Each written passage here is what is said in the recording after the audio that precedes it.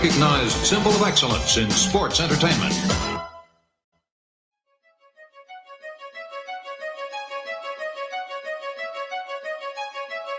HMMG.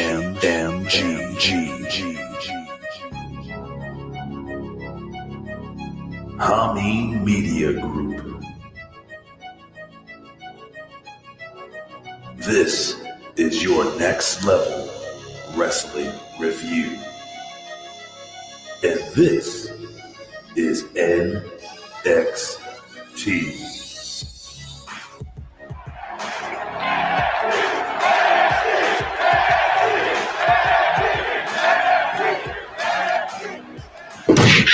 Roadhouse. Ladies and gentlemen, welcome to your next level wrestling review. And if you don't know who I am, ladies and gentlemen, I am the reporter, the people, the man with the plan, Big Ray, here to stay to talk some lucha libre, which is your Spanish lesson for wrestling today. Or maybe I should start talking Russian. Who knows? Nope. My co-host, not Hort or Hoke. My co-host is shaking his head no. And you may wonder who my co-host is. Well, ladies and gentlemen, this gentleman is not only a handsome, bald man, but he is a three-time The Vet. He's a Rip Rogers guy. The Vet. Vet. Rip Rogers guy. The three-time European dog walking champion. Yes. He took a job in Europe and he won titles for walking the most dogs on the streets of Europe, not Philadelphia. Ladies and gentlemen, he is the one, the only. He is a Rip Rogers guy. He is the Vet, Jamie Williams. Veteran, how are you doing today, sir? I'm good, Ray. Right thing. What? Huh? Nothing. Huh? What? Nothing. How you doing, buddy? I'm So we were all talking off air about something, and I wasn't paying attention. What was that you were asking me before? About video games? Yeah. Well, random. your ridiculously random podcast was you set the hook, you put it in the water with the fighting games, Right. And you were hoping to land a vet, but I did not bite. I remember. So here's the deal. I think we had this discussion off air. We were saying, you were telling me that it's not a fighting game, and I was explaining to you that Mike Tyson's Punch-Out is the ultimate fighting game. Mm-hmm. How did you describe Mike Tyson's Punch-Out before? I said it has more in common with Dance Dance Revolution than Street Fighter. That's bullshit. This is coming from a guy that's probably just as big a fan of the game as you, but we just have to be fair and call it what it is. You might be a little bit bigger, but I mean, we both remember the codes, we both remember all the strats. And we could do a podcast on that game probably that would be longer than our normal 2.5 hour podcast. But it's not a fighting game, even though it has fighting in it. Well, I have Frank Spiegelbauer asked best fighting game ever. Anyway, before we even say this, I got to put this over. Mm-hmm. Now, the way I was describing the Mike Tyson's Punch-Out to you is basically that, in most fighting games, you have, it's not just about timing and stuff. I mean, you have certain skills. You're given certain power-ups during this fighting game. You're fighting a person. You're fighting different characters with multiple different traits and abilities, so on and so forth. So in my opinion, it's the ultimate fighting game. Well, to be a fighting game, you have to have at least two things. Number one, you have to be able to fight another person. Yeah, you fight Mike Tyson. A human person. Mike Tyson was a human. You cannot fight against him in the game. You can only fight his video version. You know what I'm saying, though. You're saying it's a 2-player game, a 2-human player game with 2 controllers or 2 joysticks or however you have it set up. Mike Tyson's Punch-Out, while a great game, is a 1-player game for 1 player. You can take turns with a friend, but that's not really the same thing. You have to have the adaptability to overcome another person. And that comes to the second part of the fighting game rules, which is you must have a fair playing field to be a true fighting game, where each person has the same tools at their disposal, so that it really is just, it's like a chess game. You know, it really is like a chess game. You can't just have one person just has checkers and then the other person has like the pawns and the king and queen and bishop and stuff like that. It's got to be fair. I'm still recording. Are you here? I'm here. What happened? I don't know. I don't know if it's my internet or something like that, but you were going on a sound matter. I mean, you get what you right about Mike Tyson out and Ray is becoming digitized, guys. How is it really? on your end? Yes. You'd have to start. Well, it just started happening. Mm. Have you tried kicking the router? I have not tried kicking, but you can figure this shit out. The router's in the other room. We say hi to the people in the chat. Oh, okay. Well, how digitized, by the way? You are frozen. Like you are like Mike Tyson's punch out level of internet here. All right, I'm gonna back out. I'll still be here. Okay. Okay, and I'll come right back. Okay. And so, like we always read the participants in the chat. So as of right this moment, we've got Big Josh Hinkle. All right. Bobo. Yep. Canada Spaceman. Yep. Cold Blooded. Yep. Aaron Bench Slow-Mo. Yep. Frank's Pickle Barrel Ass. Kibbles and Bits. Lizbeth. Scott Woodford. And welcome back to the real RBV. RBV. Gimme Miami's. All right. So that's who we've got in the chat as of right now. So saying hello to all you guys. That's the highlight of my morning for sure. And thank you all for being here. And thank Ray for coming back now. He appears to be normal. Yes. And not a punch out character. I have a funny question. Okay. When I backed out, did the music stop playing? Yeah. That's not fun. It's all right. This is going to be one of the worst. I'm sure they heard it in their head when I was reading the... It's going to be one of the worst produced shows ever. I don't know what's going on. At least there is a show. Well, yeah. Yeah. Yeah, sorry about that, guys. No impact attack this week. Well, you know. We'll just give you a super duper impact attack next week. But all you need to know for the impact is 3 things. Jay White, Jay White, Jay White. Who? Jay White. I don't know. The Switchblade. King Switch. He looks like the last rock and roller. What was that guy? Spanky? He was like Spanky. You know how Spanky looks now? Like a homeless person that'll fight you in the alley for a ham sandwich? Yeah, kind of, yeah. I got to tell you something. I don't remember which show it was. And I made up that whole thing of fighting a homeless person fighting somebody in the alley for a ham sandwich. I made that up by some music. You used that. And I was like, oh, Vet used my line. And I don't even think you realized it. When did I use it? I don't remember. It was on a show. I think you were on the show with, was it with Ben? No, it was, must have been Impact Attack. Because that's the only show I listened to. Anyway, Elizabeth's here. Well, she knows Jay White. Sonic the Hedgehog.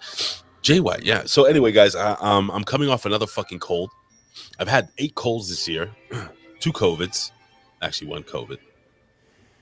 And I just don't feel well. I'm still not 100% back, but I'm here. I'm over, right, Vet?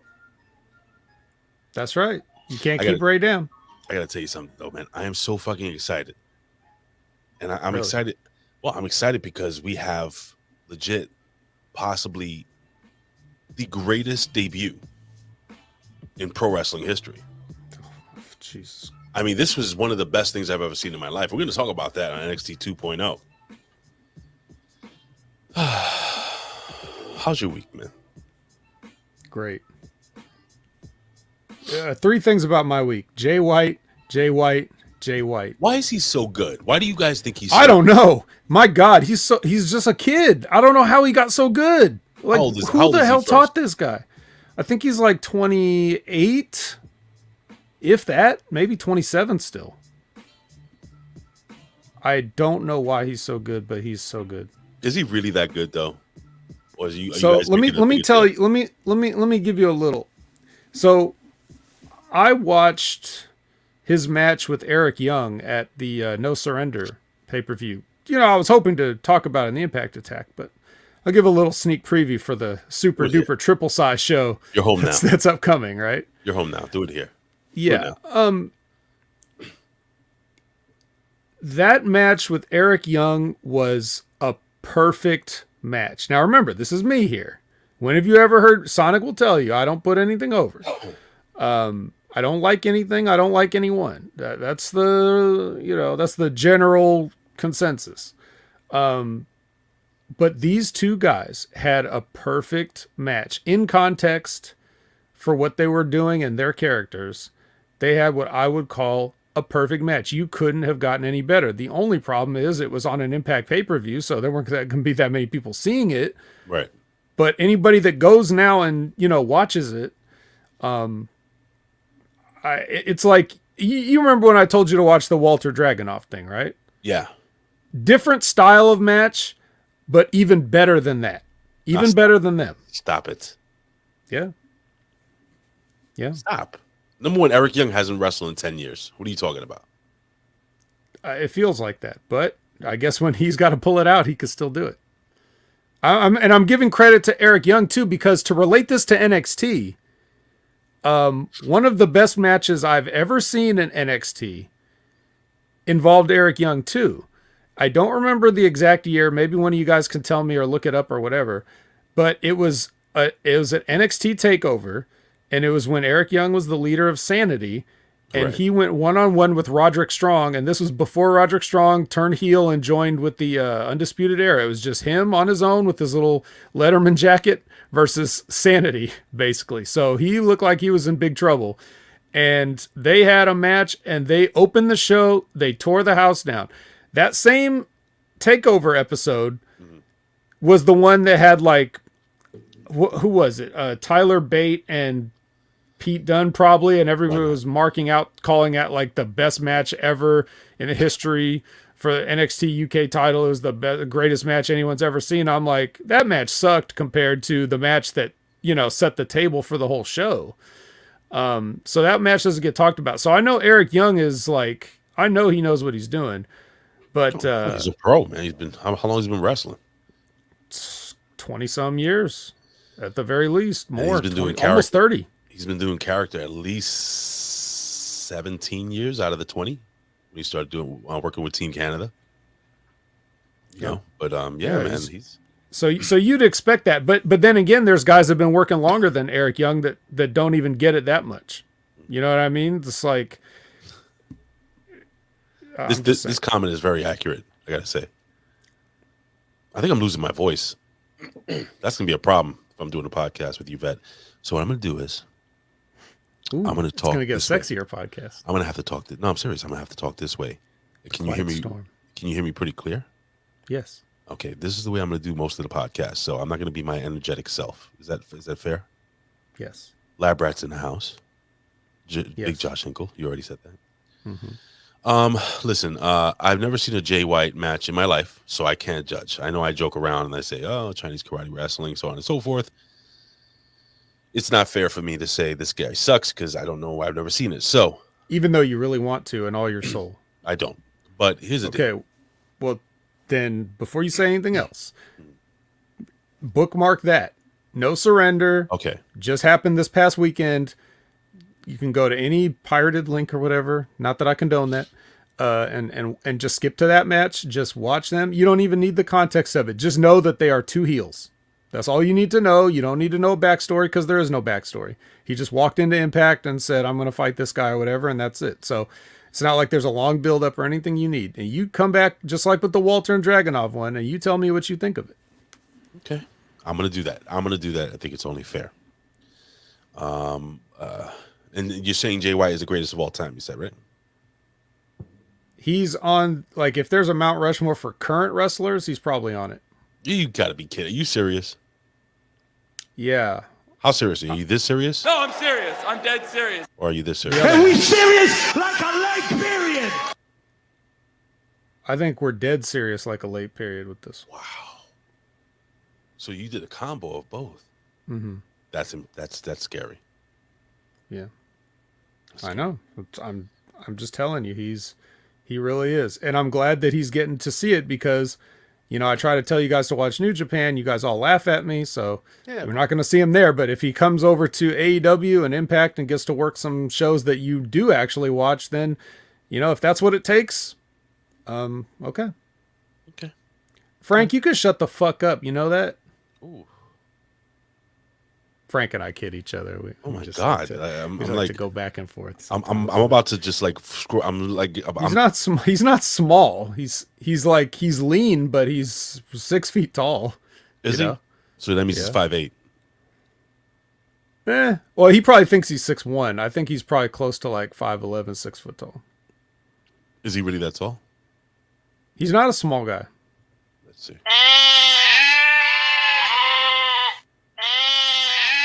He is from New Zealand, so is that why that popped up? No, I just. Oh, okay. It's one of my buttons. Yes, Jimmy T about New Zealanders. Okay, let's see here. All right, so he is build height, 6'1".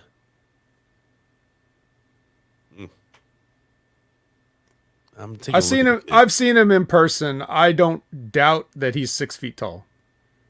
He's tall. So he's about my height. He's about 6'1". How much does he weigh, this kid?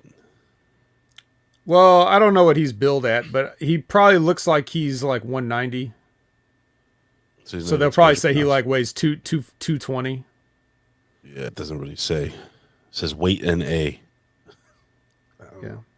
All right. But, I mean, he's shredded. He's shredded, and I can see that. He's got kind of a build like what's his kid's name? Not kids.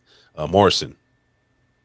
Yeah, a little bit. He doesn't have the V taper that Morrison has, but like he's cut like that pretty much. He's more like, yeah, I see what you mean, lean. Yeah, this is all right. You know what? I think it's only fair. I'll watch one of his matches. Any other matches you recommend? All of them. I mean, he hasn't had a bad one. Isn't he one of the very few guys to actually become a New Japan Pro Wrestling champ? Mm-hmm. He won that title. And he hit I think he won the Grand Slam. Am I correct? He won every them title. all. Yep. Did he win the Never Open Weight Championship? That was the last one he won. I was just joking. Which is weird. It's weird that they did it that way because it seems like after you win those other prestigious titles, that one's a little bit beneath. It's like, but your favorite Tomohiro Ishii took off the Never belt from him, so that was another great match. It's like a world champion winning like like the 24/7 title or almost better than that, but the United States title. Yeah, something like AJ that. Styles, but AJ Styles could do that. He could win the Right. U.S. title, still put that shit over. You know what? Speaking of AJ Styles, I don't know if you guys heard, but I guess we could kick it off with this story. AJ Styles signs a new contract with WWE. A lot of people saying that he was going to leave WWE, so on and so forth. Apparently, let me see what he got here. He's a contract north of $3 million a year, and I think it's for multiple years. Is it for 6 years? 6 years? He'll be 50. 4 years, $3 million a year, if I'm correct. What do you think of that contract? Do you think it's he earned that? Oh, well, AJ Styles earned it, sure. I mean, I don't care what they pay AJ Styles. Pay him whatever you want, but are they going to get that out of him? You know, like they really don't seem like they do jack with AJ Styles. It seems like they don't appreciate AJ Styles. He's so good. Yeah, he might be on that Mount Rushmore I'm talking about, you know, of current guys. I think AJ is one of the greatest of all time. I don't know if he's top 5 of all time. But I think he started getting his character work started to improve once it's so funny. He went to New Japan Pro Wrestling and his character work, I think, improved from that point on when he became the leader of the Bullet Club. Am I correct? Is that safe to say? Well, Or do you think it started when he was doing that whole thing where he was leaving TNA with Dixie Carter? real quickly, I'll give you my assessment. He always had the athletic ability, right? That's the one thing he definitely always had. Then he started to add the work aspect of it, where he's getting the psychology and stuff like that. Then he added the character, because remember in TNA when he was playing the dumb AJ Styles, where he was like Right. he was almost like the dumb puppy from the cartoon, like, "Hey George, where are we gonna go today, George?" Like that. Was that before or after the Ric Flair? I don't remember. I think it was right before, but my memory's hazy on that mid 2000s era. But it's not that the stuff that he was doing was particularly good, but he was getting better at it, doing more stuff instead of just trying to be serious with that accent and his bad acting, right? But then when he started playing more of a goofball, it allowed him to kind of open up a little bit more, and he kind of found his niche, I guess, in that aspect. So Fair enough. I was always a big fan of AJ Styles. I remember when I first saw him on NWA TNA. I think he was the very first match on TNA television. I forgot who he fought. That's funny. Was it Elix Skipper? I remember he had the very first match ever in TNA, and I never seen anybody wrestle like that. He was thicker at the time, a little thicker. He had the short George Clooney haircut back in the day. Really fucking excellent, man. And when I had watched him there, he had a little bit of an indie buzz before that on the Aptomags, and he was just awesome. I think he was no. Actually, am I wrong? No, wait. He started off. The first time I saw him wrong was before TNA. It was on WCW. He was in a tag team where he was like a fucking a pilot or something like that. Him and his tag team, they were like a, Wings like Piedmont, the evil pilot. They were like Top Gun. Anybody in the chat, can you guys tell me the name of that tag team? I totally forgot, and what his tag team partner was on a WCW. They were like a fucking Top Gun. I got the need for speed. That was like at the very end of WCW, right? Like they were. Like that gimmick basically closed them down, right? It was that gimmick that did it, that sunk the ship. Right. That was it. AJ Styles killed WCW. He was always good. Oh, I got some breaking news here. All right.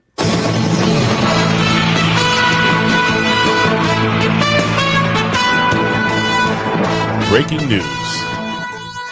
And with your news break, your anchor, Big Ray Hernandez.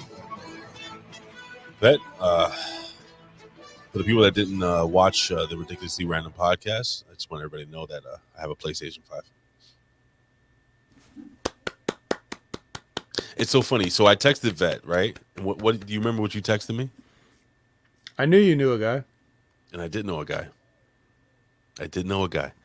It was you were coming to me trying to get one the legit way, and I'm like, well, you can do this and this and this, and so you sounded a little ungrateful, though. You made it sound like I did absolutely nothing to help you. Did nothing. And I totally did. No. But my methods are just not immediate. But the first thing, if you remember, when you first came to me, I said, "How do you not know a guy?" If you remember that. Hold on. So technically, I did help you, and you didn't even remember that you had your own cousin. So I don't know how that's my fault. My cousin looks like a jacked up George Michaels. That's even more reason you should have remembered. His name is Carlos. So Air Raid, and the partner was Air Paris and WC. Thank you so much, Canada Spaceman. I totally forgot about that tag team. But yeah, man. So did I tell you which one I got? I showed you, right? The bundle. Yeah, I got it. So it wasn't bad. Like I got 2 controllers, the disc version of the system. Right, and the game and the yada yada yada. We got it for $6 and change, bro. Nice, very nice. It's not bad, dude. All right, you're very proud of yourself. I want another one now. Okay, I want to get one for me. You know a guy. I don't want to buy a bundle. I want to pay retail, like just the system. Fine. So WWE apparently has bought Drake Maverick. I don't know if you know about this. Former WWE star Drake Maverick, a.k.a. Rockstar Spud, a.k.a. James Michael Curtin, has confirmed that he is now working with the WWE's creative team. As noted, it was revealed that WWE rehired Drake Maverick 3 to 4 weeks ago to work behind the scenes at WWE Creative, mainly working on the Raw brand. What do you think, man? Drake Maverick, aka Rockstar Spud, not going to be an on-air personality, but will be working backstage as a writer. He has the pencil. Well, in so much as any of those guys actually get any of their stuff on television, I think he'll be a non-factor. You know, we know Spud loves wrestling and he would do anything to be around this business. Yep. And if this is the only way he can get in because they've already let him go twice, I think it's like, okay, he's going to cling on to it, whatever. I don't know why he's got that Stockholm syndrome, but he's just gonna now. And you know, with respect to him, he does have the body of a 10-year-old child. So Girl, like right. seeing him wrestle was kind of ridiculous. It was never going to be a thing, but he got to live out his dream for a good number of years, and now he can start being realistic about it and get the fuck off of TV as a actual physical wrestler. I wouldn't still mind seeing him in the roles that he had as like 205 Live GM or things, because he's got a personality and he can definitely be entertaining on television. But I just wanted to quickly put over. We have the real RBV, excuse me, here. Richard Bronson Vickery, and big shout out to Rick coming back from a long little hiatus. Some personal things, and I just wanted to tell you, bro, it was a pleasure filling in for you on the Monday Locker Room, and it was a lot of fun, and I enjoyed it. But I have to say, it's not the Monday Locker Room without hearing it's me, it's the R to the B to the V, holy. That's what he says, right? something like that. All right, it's close. In fact, I am struggling to talk now. Well, that's fine. All I know is kind of like the Monday Locker Room. All I know is that he would like I made sure to miss the episodes that he wasn't on. So. Oh, you asshole! How dare you? That's just not nice, dude. Trying to get some hammies. What hammies? You ugly. He's in charge of the hammies. Is he in charge of the hammies? I got to tell you something, bro. There's nothing like the golden tones of his voice. I mean, fuck Tony the Tiger. Fuck the guy that used to announce for AWA. What was his name again? Who knows? Who cares? I used to call. He wasn't RBV. He wasn't RBV. RBV, you are the man. And by the way, RBV, remember who brought you in. Anyway. Any other news items? No, all jokes aside, if I would lose a hammy to anybody, it'd be you, Bet. Why? What category would be up against each other in? Most well hung. So The Rock is putting over a young superstar in the WWE, and he actually went public in stating that he believes this dude will be world champion one day. If you looked at the entire roster of the WWE right now, do you know anything about this story about The Rock putting somebody over? Perfect. Pick one young talent on the WWE roster that you've seen on Raw, SmackDown, or whatever, even if you pay attention, that you think he sees as being The Rock, seeing as a future world champion. A future world champion? Mm-hmm. Shotzi. Well, it's not female. All right, I'll narrow it down. A dude. Well, shit, nobody then. They're all pretty much trash. Look, he's out. Rick Figuere's out. He's gonna go mail me the hammy right now. Thank you, Rick. Anyway, please gold plate it. Platinum. Anybody on the roster you would see? Anybody in the chat? Anybody that you would see as being the next in the chat? world champion? Yeah. Lots of world champions in the chat. Well, Jews and Queens. You got Aaron and Shlomo. Right. He's over. Anyway, Yeah. I'll just tell you. Okay. You want to take one guess? Just one guess. Somebody that The Rock would like. Right. As a world champion, huh? Eventually, one day. He put over his work rate. He put over his character, the way he dressed. I'm giving you a whole bunch of hints. Wow. Yeah, no idea. The Rock believes Montez Ford will one day be champion. he says that he flies through the air like Jimmy Superfly Snuka. He loves the way he cuts promos. He loves the way he dresses. And yeah.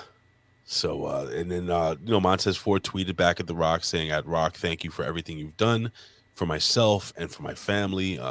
Then blah blah blah blah, so on and so forth. Tamina, what her name is, she chimed in. You're telling me that you don't see the great Montez Ford with that amazing? No. Well, no, I was gonna say it was. I know it looks like I'm disagreeing with The Rock, but what I'm really kind of face palming is because like the one name that popped in my mind was Montez Ford, and I didn't say it, so I should have said it and sounded like a genius. And instead, I just sat here quietly and I was like, "Nah, he probably didn't say Montez Ford." Well, I'm going to share this with you. Always go with your gut, guys. The lesson is go with your gut. This is what The Rock saw, and this is what he put over in the social media. Let's see if this does it for you. This makes you think he's a world champion. I remember seeing that going like, man, this is dope. And then like The Rock, that's what like I was already hooked. But that's what like made me like, and even like I remember like in school I used to try to write my K's. Like I used to sign his name, like everything to a T, man. And style, dress, everything, man. Just electrifying everything he say he is, man. Every single thing he say he is, and just how he is as a person as well, man. Such a huge inspiration to myself, my family, getting us through so many hard and rough times of stuff, going through personally. So that's why, I hold true and dear The Rock, like to my heart, in a lot of ways too. So, but yeah. Oh God, no, we're not playing that. You went too far. You went too far. Oof. Wow. Well, I guess all you got to do is put The Rock over really, really embarrassingly, and then he will say you could be a champion one day. And by the way, can we get The Rock to 300 million followers? He's sitting there at 299 like an asshole. Come on. You mean to tell me we can't get The Rock to 300 million? The millions and 300 millions? Where? On Twitter? Yeah, it looked like Twitter. That looked like a Twitter account. 299 million. That's just not. You gotta be kidding me. Let me see something. You guys are slacking. There's 100,000 of you that are just sitting there not following The Rock, and he has to sit there at 299. Instagram. Was that Instagram? What's Instagram here? Yeah, 299 million on Twitter. I can barely breathe. The Rock. Let's see. Here we go. Dwayne Johnson. All right. So on Twitter, he's only 15.8 million. Oh. But on Instagram, he's 200 on Instagram million. Then. Yeah, that's a lot of fucking followers. I heard that the most followed person is what's his name, the soccer player that I don't know about, the real handsome guy. Yeah, it's probably such a shitty account, right, to follow, but people just remarks. I kick. That's what he tweets that every single day. I kick. I'm sure he doesn't do it either, like his own account. I'm sure he has like a publicist and a handler and stuff there, just like they do all that for him. You know what? I agree. Homeboy 88. I would rather follow the vet. Yeah, at Opinion Haver everywhere. Everywhere, even his gamer tag. Mm-hmm. What's and you own a PS5, right? Yes. No, I'm renting it. I'm leasing renting it. Oh, wonderful. How much does it cost to rent? Well, I make sure to lease it so I can write it off come April. Why you mean to me? I'm here. I'm trying. Come on, man. I'm fucking trying today, man. This is a bit. Can barely fucking talk. All right. Our last story of the day. Former Impact champion. He made his debut on AEW Dark the other day. It's a friend of Hamin Media. I reached out to him personally to congratulate him on his debut on AEW Dark, and he blocked me and no-sold me. No, I'm kidding. He thanked me very graciously, and I'm gonna try to bring him on maybe in a week or so. We gotta work that out. But Rohit Raju, a former Impact X Division champion, made his television debut with AEW Dark. This is a guy that not just because he's cool, not just because he's a homeboy and he does the Star Wars podcast with Greek God Papa Dan and Spiro and Dr. Destroyo, Alex Arroyo, those guys. Not only because he's cool to me and he's been on with me a couple of times, and he's just a really good wrestler. He looks great. He works hard. I've always loved his character work. Now, you being an Impact Wrestling guy, what do you think of Rohit getting that shine? And I think the guy's going to be on that main roster in no time soon. What do you think? He should. I mean, he's one of the few guys on my time covering Impact that I didn't have anything bad to say about. It feels like Word. I can't remember ever saying anything. You never did. Yeah, guess I didn't. So that's pretty good. And yeah, AW Dark, they like to bring in guys there and just give them a little something there, and then after that they can move them on up. So we may see him on Dynamite or Rampage or some other place. Is Elevation better than Dark? I'm not sure which one is in the higher tier. I'm not sure, dude. I don't watch either, to be honest with you. Now, Big Show does commentary on Elevation, right? That's his commentary show. Excuse me, Paul White. I think so. I swear to God, bro, I do not watch any of it except for Dynamite. I don't even watch what's the Friday gimmick? Rampage. Yeah. I don't even watch that. I do watch Dynamite. I pretty much watch it almost every week. I watch it the day after. So Hey, you know who was on Rampage this past week? I don't know who. Jay White. Who? Jay White. You know Renee Paquette? She's married to John Moxley. Poor lady. She's saying that she's she doesn't have a problem working with any other companies. She's she's gonna keep her options open. People are leaving that AEW ship. They got paid, and they are fucking out. Well, she was never in AEW, so yeah, she's not. No, sure? She does her own thing. Well, she does the podcast and everything like that, right? Yeah.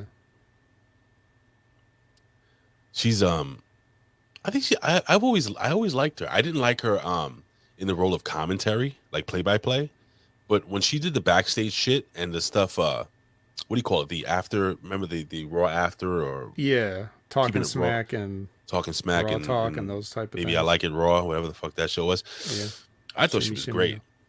I thought she was phenomenal. One of my favorite moments. One of my favorite moments was it has to be The Miz when he went off on Danny O'Brien. Yeah. You remember that one? Yeah. It's a good one. But listen, Vet, that was kind of even though we went through a lot of topics, it was a pretty short 3 count. And again, guys, I have to apologize. I feel like I'm not doing you a service. I'm struggling talking today, so I'm pausing in between a lot, and I know I sound like I have no energy. Trust me, guys, I am excited to be here. I love you guys so much. I love being here, but it's taking a lot out of me to talk, and I don't know how I'm going to do the show tonight, the Ridiculously Random Podcast, which will be on, whether Colin likes it or not, at 10:30 p.m. Eastern Time. And Colin has some heat. I'm not going to say with who, but Colin, you got some heat, dude. But you are coming on today.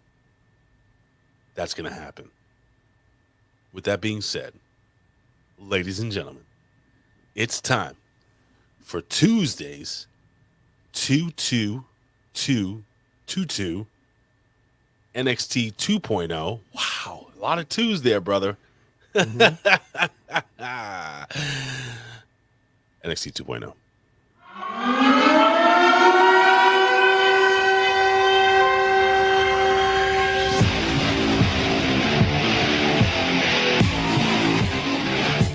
All right, ladies and gentlemen, it is NXT 2.0, February 22nd, 2022. Right? So I presume, yeah, it's probably. Yeah, I got that right. I presume, Ray, that you would like me to sort of I'm steer gonna the ship a little bit, so you can take a little. I would love you to. It is, but I'll finish off here. It's Vengeance Day Fallout. Is that the official title of the that is the official gimmick here, the Fallout of Vengeance Day. Fallout Day. In the main event tonight, we're gonna get Dolph Ziggler versus a very jacked homeless guy. Fight you in the alley for a ham sandwich. Mm-hmm. Or in the ring. Take it away there, Vet. Oh, okay. Before I get started, can you see this here? Let me make my screen a little bigger because I have it shrunk down for the notes. Yes, I do. It says Talkie Crumble. You don't have to worry about what the words say, but can you see this little guy here? I do see that little guy there. Yeah, he's quite Okay, handsome. do you know who this is? No. This is Kunio. Okay. Kunio is the star of a series of a variety of many different types of video games, some of which were localized here in America, one of which was in your top 5. Oh, that's the main character from God, why am I drawing a blank now? What's the game? Renegade. Renegade. Yes. Right. Renegade was originally titled some Japanese name, and it's loosely translated, according to Wikipedia, as Hot-Blooded Tough Guy Kunio. Oh, that's hot. So, yeah. So for some reason, when they would bring some of these games over here, they would like change some of the graphics and stuff just to make it kind of. But yeah, it's actually all. It's actually part of the. It's all part of the same franchise. That is insane. You know, I told you, I picked up that game. Me and my dad, I think it was my birthday or something like that. And my dad he took me to, this was back in the day where your local hardware stores, or, you know, you can go to, your convenience store and they sold Nintendo games and shit there. Yeah, you know just weird places, right? Just like, yeah, awkward places. In Chinatown, they had this little place where they fixed TVs and VCRs and stuff, and this guy also sold Nintendos and sold Nintendo games. And I saw the cover art for Renegade, and I just thought that shit looked fucking cool. So I picked it up, and it was such a good game. Have you ever played the NES version of Renegade? Yes. How far did you get? Did you get to the bitch that picks you up and chokes you and smacks you? Well, the funny thing is, so they have on PlayStation 4 or 5 now, it doesn't matter, either one. They have a collection of Kunio-kun games that also include some of the Double Dragon games. And in these games, in this collection of games, you can actually choose whether you want to play the original version or the localized American NES version. So you could play Renegade or the original. They're pretty close to the same. So I did play through the I did play through, I think, the original one. You started off in a subway. Yeah. Okay. Yeah, and then there's those like they had those stages, right, where like you have to drive there's guys on motorcycles or whatever, and you have to like kick them off or something. They're like circling you and shit. You had to use a jump kick. It was awesome. It was Right. all you heard was Roadhouse. it's amazing. Pretty much, yeah. And then you get to this part with these big ladies that are in this like weird, I don't know, the slums. Like they're in the slums, like these apartment slums. So yes, exactly. That actually, if you read the description of the game, that's what it says. I think the slums of whatever, blah blah blah. They were like a Bobo from Street Fighter, Right. Street Fighter from Double Dragon. Double Dragon, yeah, Double Dragon. But these girls would pick you up with one hand by your throat, so they were much bigger than you. They were like 7 feet tall. They're like And a they would Raquel Gonzalez, right? Yeah, something like that, but only they have talent. And then they would just smack you across the face and then toss you. And then the other one, there would be two of them. So if you don't get up in time, the other one will pick you up and they just toss you back and forth. It was just like a regular Friday night for me. Yeah. When I was in my 20s. Yeah. Nothing wrong with that. No, nothing. But great game, man. So when are you coming on and talk video games with us? All right, so our NXT episode begins with Junior. Junior's coming out. He's going to do an in-ring. He's going to get interrupted by Dolph. Now, if Dolph Ziggler's here, and I have a set of notes that I must have written down something he said that's fucking stupid, right? To share with you all on this lovely morning. I think I know. You think what so? He said. Go ahead. I think would you like to give it a try? I don't remember. Should I just say it? But I remember watching this show and saying, "Oh, what?" And I was like, and I knew you were going to say something about it, but I can't remember right now. Vet is scribbling this down.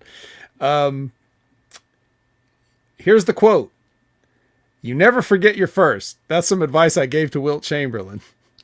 Yes. Okay. Now, Ray, what is wrong with? Tell me 3 things wrong with that sentence right there. Well, number one, he never met Will Chamberlain. Right. Number 2, Will Chamberlain's first happened before his father was even born. Dolph Ziggler's father was even born. 100% true. And number 3, I don't think Will Chamberlain would have listened to him. I don't know. Well, that's not advice. It's like he said, you never forget your first. That's not advice. That's not even a fortune cookie. It's a statement. Yeah. It's an opinion. Yes. Yeah, you might even forget your first. Yeah. It's not even a fact. I will forget my first. Well, a lot of people don't, but it's possible. Maybe you sustain a blow to the head. So, anyways, that's Dolph Ziggler for you. That's his promo. He's out here thinking things are cool, and he's cool, and he's not cool.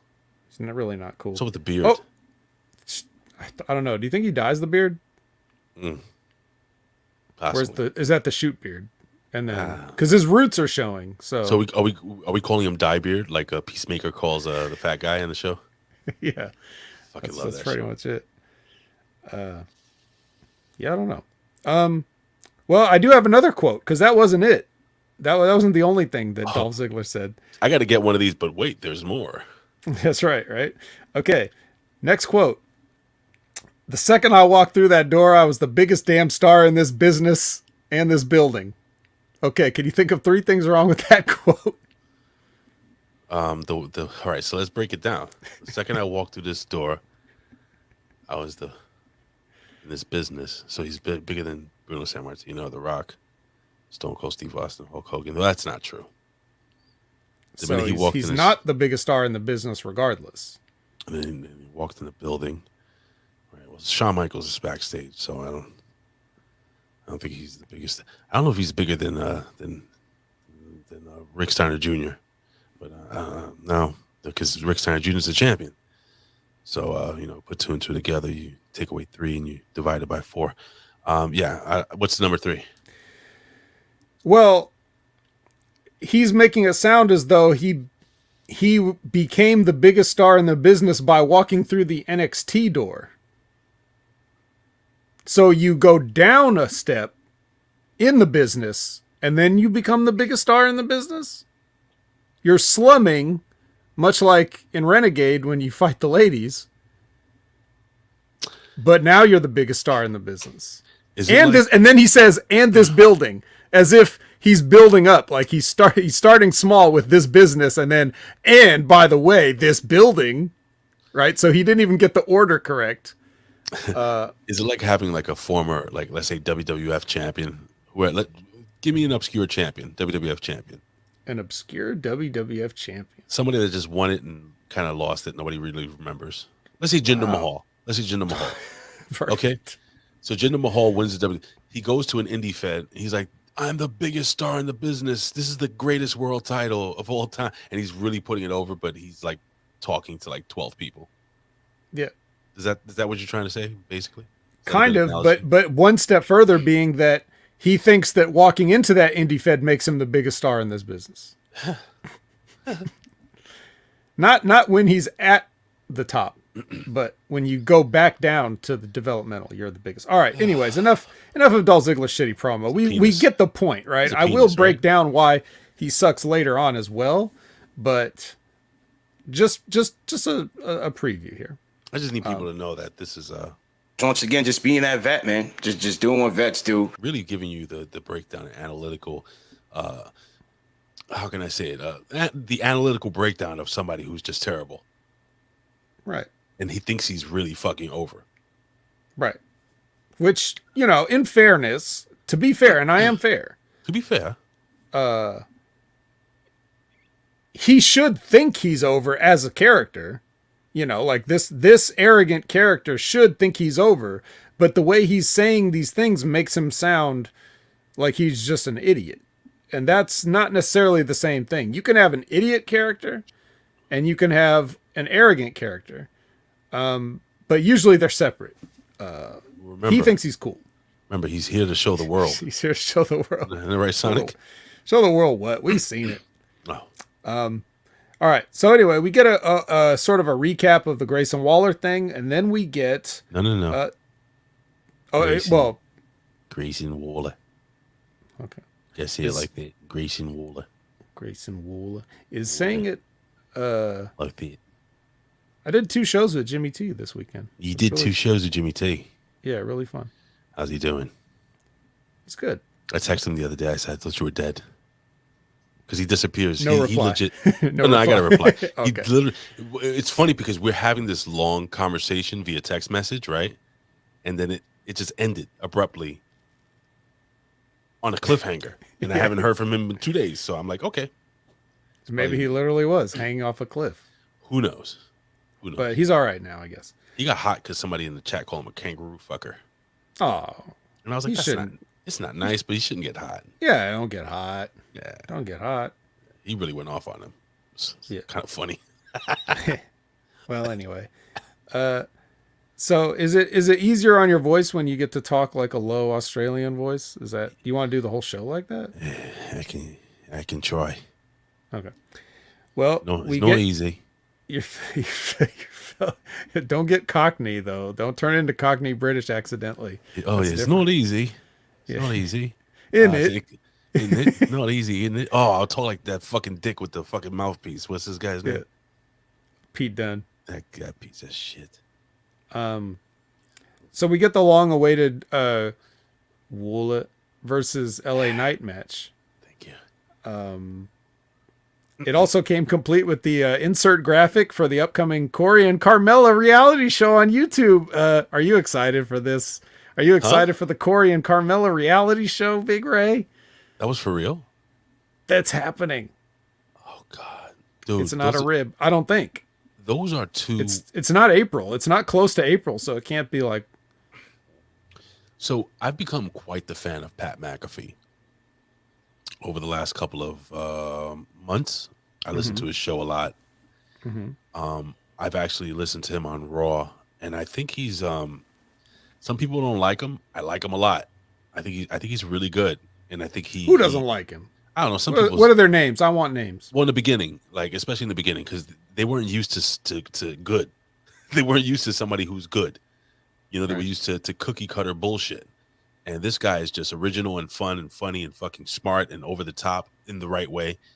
And even when they do their show, they're you know, what every single show, it's just all testosterone full. Anyway, I feel like Corey Graves is trying to be. I was listening to Corey Graves do play-by-play the last 2 weeks, and I was like, why is he trying to sound like fucking Pat McAfee? It's almost like he feels threatened. And maybe I'm just making this up in my mind. Maybe. I don't know if I'm the only one.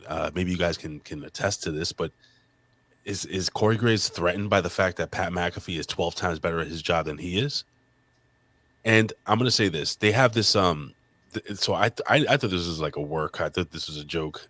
So they really have a reality show. In my opinion, those are the 2 most unlikable people in all of WWE. There's nothing until Cody gets there. No, Cody, man, Cody gets there and brings his wife. By the way, let me ask you real quick, Vet. So this Monday Night Raw, and I love this. The internet, you fucking dicks. Like everybody's crying. They're so angry that it wasn't Cody Rhodes who was going to be the tag team partner of The Miz.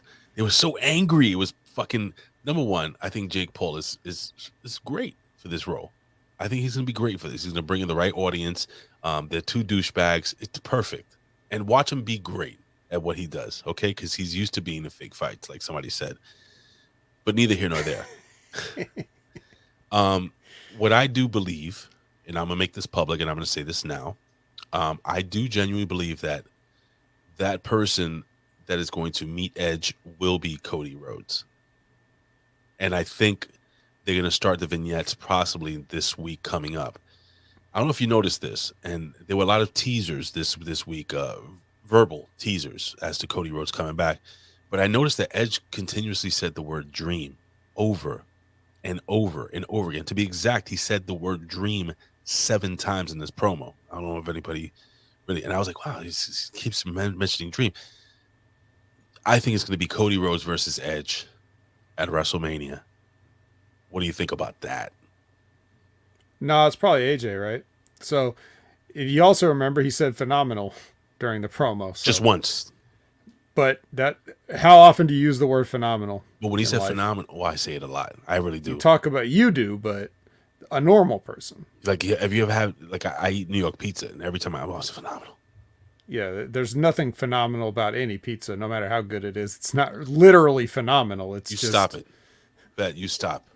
Right no, there. but my point is, we use words to over-exaggerate things all the time, Like, it's not a slice of pizza, even the best slice of pizza in the world, is not a phenomenon. It's a great slice of pizza. Just come on. I've had phenomenal pizza. All right, fine. Look, you know what? Then you can have a match with AJ Styles at WrestleMania. But it's not going to be AJ Styles. The funniest part about the whole thing was when I did the Smack Attack combo Elimination Chamber review. They had like a big old group of people on there, and they're all sitting there like, well, who's the Miz's partner gonna be? And they're like, well, what if it's Cody? It's gonna be Cody's gonna be the mystery partner, right? And like Jargo's saying this, and Enright's saying this, and Jimmy T's sitting there, and they're all looking, and like I'm just sitting there eating chips the whole time with my mic on mute. And then they get to McIver, and he's just like, well, it's Logan Paul, isn't it? And everybody's like, oh, Logan Paul, isn't it? Yeah, but look what happened. So can I also put over that I could listen to James McIver just talk all day. There's something about the way he talks. He will if you let him too. You got to cut him off sometimes. I fucking love James McIver, bro. One of the best. The Sinister Minister, also fantastic. I love when you guys do the show together. By the way, I know you can't always do it.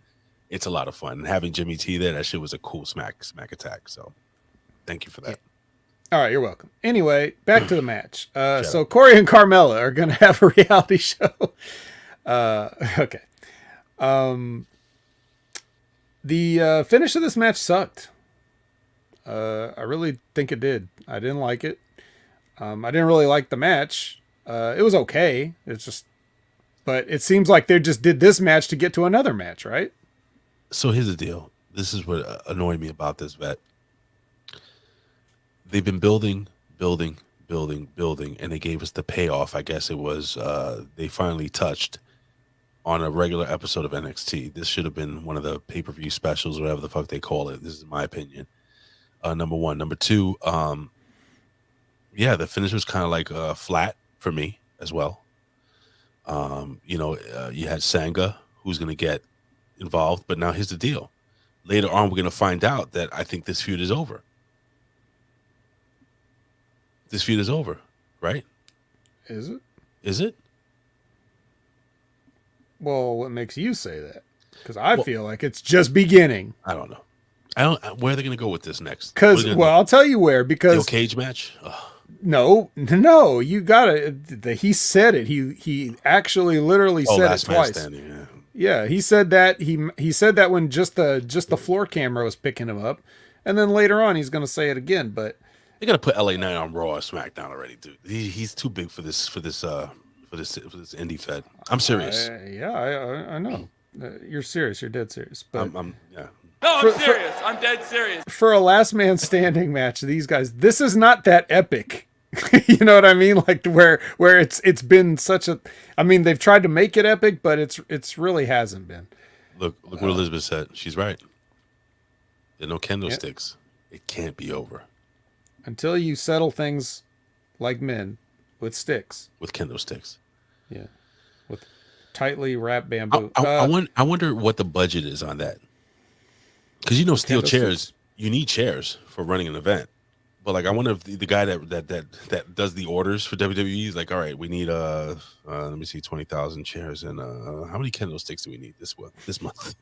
Yeah, he's got like the list. Like, okay, we picked up 30 last time. You should still have some. Right, we should have some left over. Can we tape the old ones back together?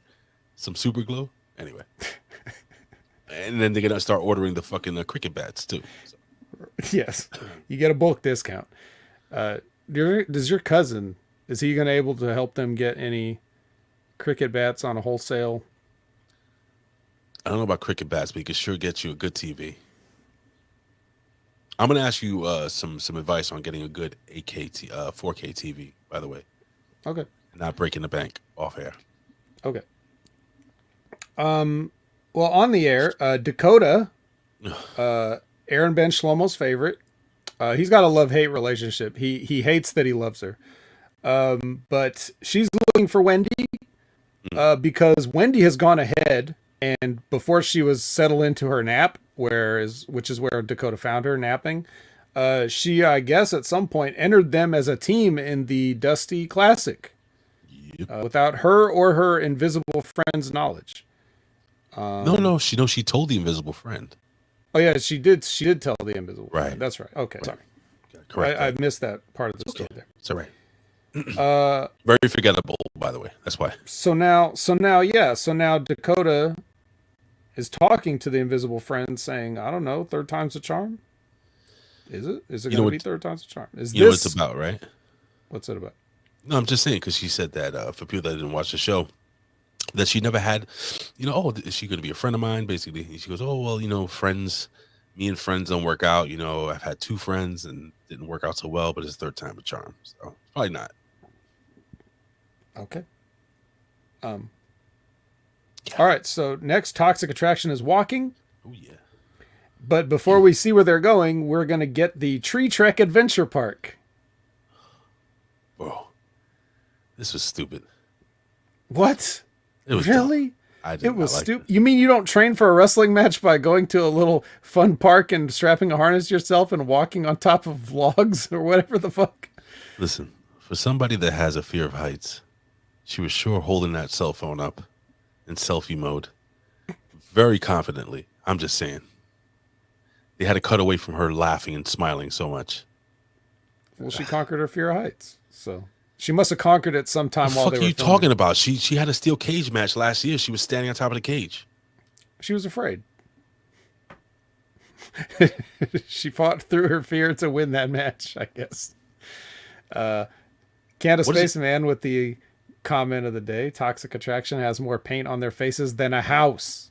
Oh, it's a lot of fucking paint. Mm-hmm. I think they really try to make the other 2 girls like uglier by adding all that shit. Think? Yeah. I think the men that are telling them to do that think it's sexy, or they're ribbing. Either way, they got to be ribbing because number one, what's her name with the juicy ass? There's only Gigi Dolan. I've seen pictures of her on the indies without all that crazy makeup and shit. She's fucking pretty as fuck. She's really pretty. So it makes her look uglier. And the other one's just a throw-in. Yeah. I don't even know what the other one's name is. What's the other one's name? JC Jane. Oh yeah, the J sounds. Oh no, that's another tag team. We'll talk about them later. All right. Well, let's talk about Toxic Attraction talking. Sure. Badly. This is you don't think really bad. This is them sitting on a couch with a curtain, and they get a nice view of the ring. And this scripted stuff that they're saying is really badly read off the script. Okay, was Gigi Dolan's bra over? Oh, yes. Okay. Hey, classified chappie. Hey, guy. Woohoo! What do you say here?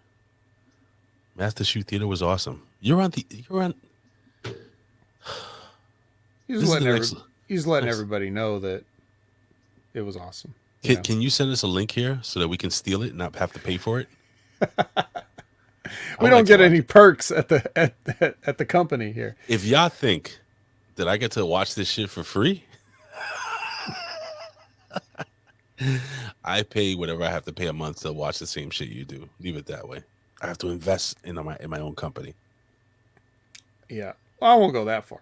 No. So, anyways, Toxic Attraction has a nice view of Kaylee Ray and Io, Ray's new favorite tag team, versus Lash Legends and Amari Miller. So this is everyone who doesn't watch a 205 Live, formerly now NXT Level Up, this was going to be your first actual in-ring Lash Legend action. And Ray, I'm going to, even though you're trying to rest your voice, I'm going to go to you. Okay. Because I want you to evaluate Lash Legend. First and foremost, I'm going to say this. And I'm going to say this in the most diplomatic possible way without getting canceled. She can get it. Okay. Lash Legend. Oh, yes. Okay. I didn't realize. Just clarifying, because there are 4 women in this match, so I just want to make very, very clear. She is very attractive. I will say that. And now I have watched Lash Legend before. Do you remember when she did her first 2 matches at NXT, and then they sent her down to the minor leagues, to AAA, where she's doing 205 Live now, whether it's called Next Level Up. Yeah, I don't even remember that. Okay, I'll say this. Lash Legend was not bad, I don't think, in this match. Now, what I did notice was that I could see her counting steps. What I mean is, when you're learning how to dance, you're out loud going 1, 2, 3, 4, 1, 2, 3, 4, 1, 2, 1, 2, 3, 4. I could see her kind of doing that, anticipating certain moves like Hurricane Ranas and so on and so forth. But I think she's improved, and that comes with ring time. So I'm not going to shit on her this week. I think Lash Legend, number 1, looked phenomenal what she was wearing. Like, I didn't know she was that big, if that makes any sense. She's a former basketball player. Big, strong girl. Gorgeous. I don't know, man. The character didn't work. The whole Lash, that talk show bullshit. I like this Lash Legend. Now, Amari Miller, another girl who I think has potential to be a good, solid worker in this wrestler. I don't say worker. She ain't no worker. But she's serviceable. Io Shirai, big mistake with the botch slipping off the top rope. The play-by-play didn't mention it, which I thought was good because it happened so quick. You have to be somebody like myself, the vet, who's watching it to criticize it. Oh, not to review the show or criticize it. But other than that, I thought it was a decent match, and Kaylee Ray was the worst. Kaylee Ray was the worst person in this ring. Horrible. There are multiple reports that Kaylee Ray was caught 3 months ago. This was on Kayfabe News, punching small babies in the face for no apparent reason while they were in their strollers. She's a horrible person. And she told this one kid that he could never be a scientist, that he should look to get a different job when he grows up. Now, Ray, remember, Kaylee Ray was not your first grade teacher. What? She's far too, I know you can't tell by looking directly at her face, but she's far too young to have been your first grade teacher. I wanted to dig up dinosaur bones. There's a hilarious joke to be made, but I'm drawing a blank. Nonetheless, hopefully, as we move forward together, we'll be able to forgive Kaylee Ray for the sins of your first grade teacher because it's not her fault. So what do you think of my assessment of Lash Legend? Well, I think you're being much nicer to her because she can get it. Oh, yes, she can. Than Kaylee Ray, but I will agree, though, having seen her in NXT, she's improved a bit, 205, right? She's better than that. Yeah, but still the shits. So, something for her to work on. But look at this comment, you motherfucker. That is fucking Ray. Your teacher wasn't wrong. You do this show for free every week. Well, I think that sheds a little different light on me lashing out at Frank earlier in the show, right? It's okay. Sorry. But here we get a Dante Chen interview. And he says in this interview, who? Did somebody say Dante Chen? That is Dante No Chin. Dante No Chin. Well, it's like it like disappears, but then like it comes back at the bottom. It's like a very... I'll tell you, he's that fucking that eagle or whatever the hell it was, the vulture from Looney Tunes. Nope. All right. Well, he says Vengeance Day was last week, but he gets his vengeance tonight. Was he cutting a promo like he thought he was Bruce Lee? I'm serious. I think that's just how he talks. Are you sure, bro? Because I'm a big Bruce Lee fan, and there was a lot of Bruce Lee in that fucking. And I'm not saying it because he's Asian or nothing stupid. Like he legit. Kind of think you are. No, he was cutting a promo like he was Bruce Lee, talking about, be like water. He did not say that. Well, he didn't say about like you must become the pot. It can crash or it can flow. He didn't say any of that. No, none of that. He didn't even say it like that. He spoke with that cadence. He sounded much like Toxic Attraction reading their script, only he has a slight accent. So that fucker needs to grow a beard or get a chin implant, because the fact that the chin just sinks in, it frightens me. If he had a chin, he'd be all right. Do you think? Because none of this is their real names. Do you think that they gave him the name to rib him? How do they spell it? It's spelled just like chin, but like it doesn't matter to them. That'd be close enough, and it's plausible deniability, right? Ooh, Dante Chin. Just something to think about. Possible. All right, so next we get Brooks Jensen, and Josh Briggs is recording him for one of those damn dating apps. His words, not mine. Those damn dating apps. This definitely sounds like something Bruce Pritchard would say. Nobody records videos for dating apps. Well, that's what I said too, but let's not skip ahead and spoil anything. All right. I'm just saying. but to your point, this is like when you would make like a VHS tape for one of those like dating service things where like people would come in and watch the videotapes and see who they want to date, right? That's what it seems like, except he's got his phone as a camera on a tripod here. So anyway, that's a little sneak preview. We'll get back to it. I wanted to see if I could find this, but okay. Lowered expectations from Mad TV, right? Just so people can have more or less a little idea as to, because we have some young people in our audience, right? I just want to give them a little example of what we're talking about, and I wanted to show this when I saw this yesterday. So I'm going to share this little screen real quick. Here we go, and this is what they were doing. Are you looking for me? I'm looking for someone. This was a thing in the 80s. Okay, early to bed and into the 90s makes a woman healthy, wealthy, and wise. That's why you're wiser than me. It's Steven. Hi, I'm Louis.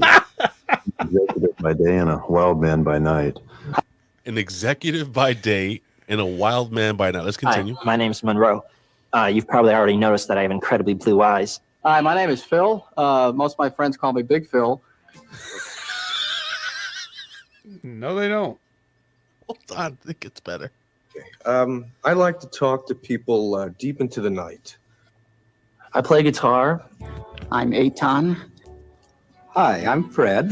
Hi, my name's Mike, and if you're sitting there watching this tape smoking your cigarette, well, hit the fast forward button, because I don't smoke and I don't like people who do smoke. Stop. That's actually pretty good. That's the best one. But let me tell you something about Mike. And this is a shoot 100%. The reason why I know about this particular link that I've saved to my favorites on YouTube, and I'll unshare here because that's all you need to see. That guy Mike was my boss when I worked. No way.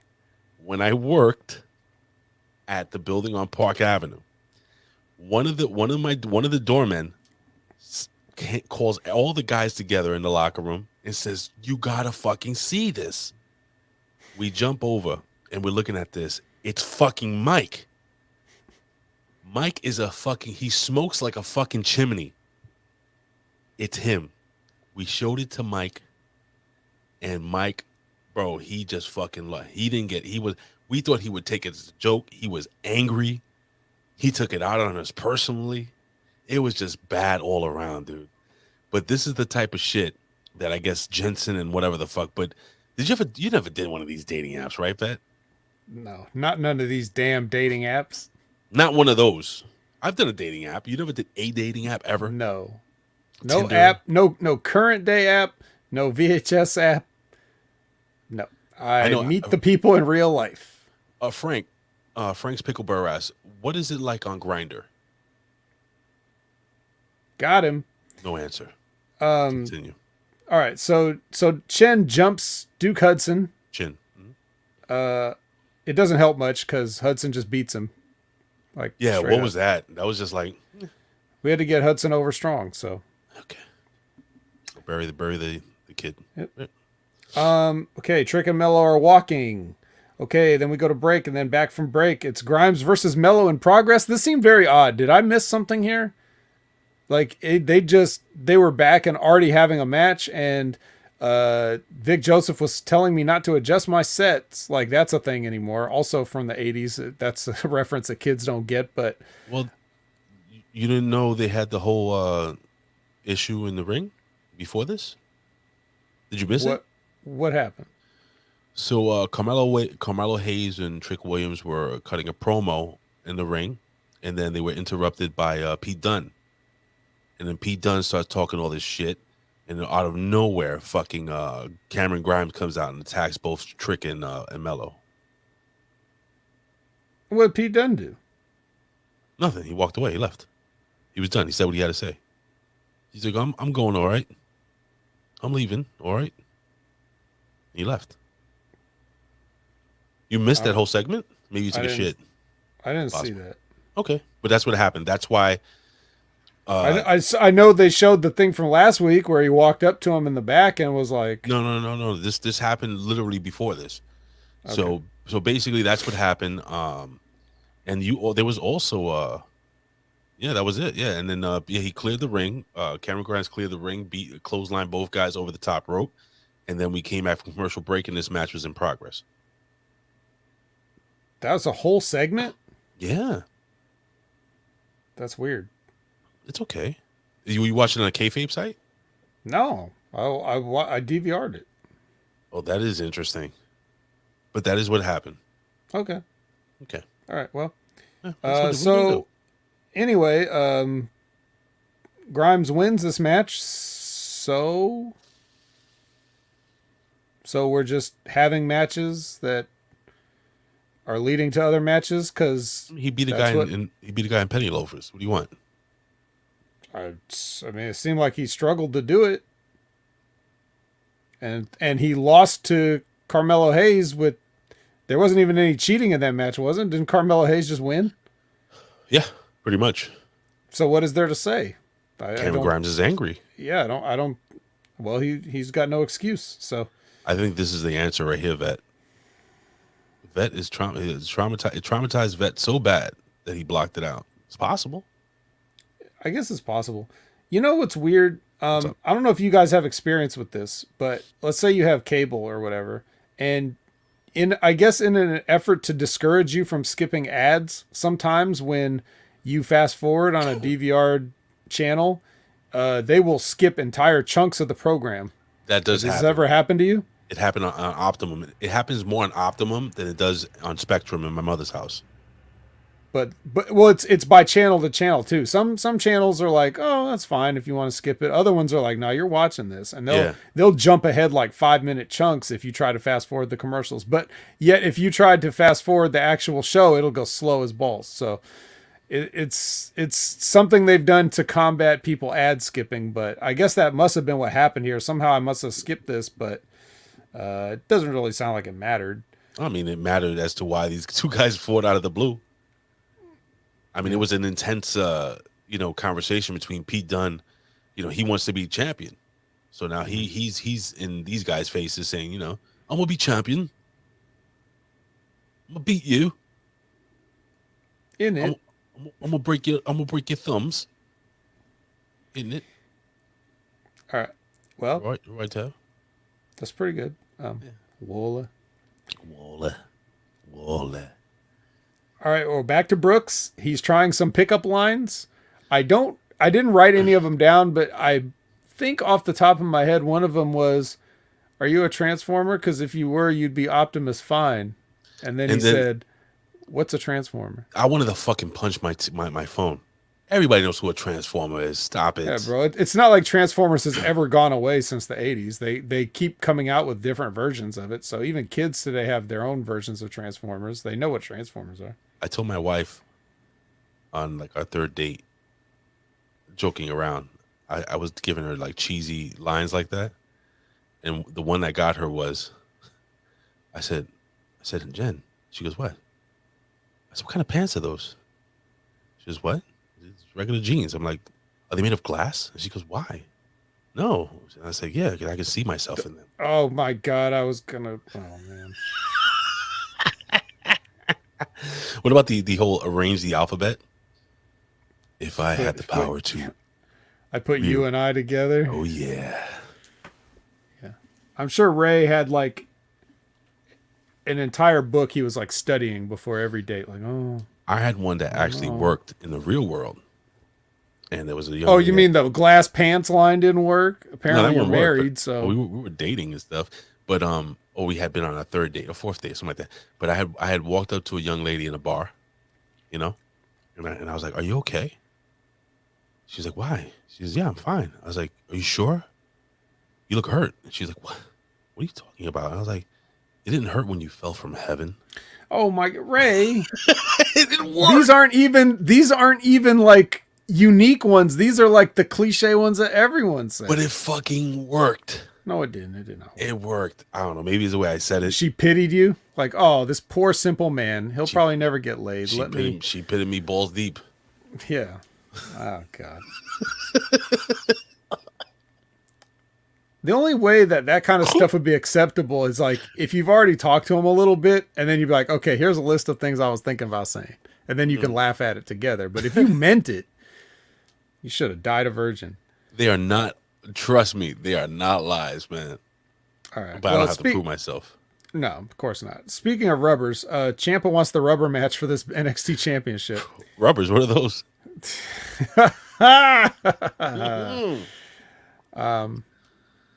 Well, I mean, you only have one son that I know of, so I mean, speaking of, my pull-out game is strong, son. So yeah, he was doing videos. What are we talking about now? I was talking about. I had already moved on to Ciampa and Junior. He wants the backstage. Yeah, Ciampa just has to have that oil rubbed all over him, and he has to be pumping up, huh? He's glistening and doing dumbbell presses to warm up, and then Junior comes in. He's like, "Hey, I see you're working out. And you're in the zone. I'll leave you alone." And then, that's pretty good. Yeah, and then Ciampa's like, "Hey, I want that belt or something. I don't know. Doesn't matter." He's like, because okay, I'm sorry. I was just gonna say it doesn't matter because the Lions roar is next. Oh God, I can't. You're gonna hear the Lions roar. Oh, I can't wait! I'm so excited. But you're gonna have to wait. I gotta get my lotion. Because guess what?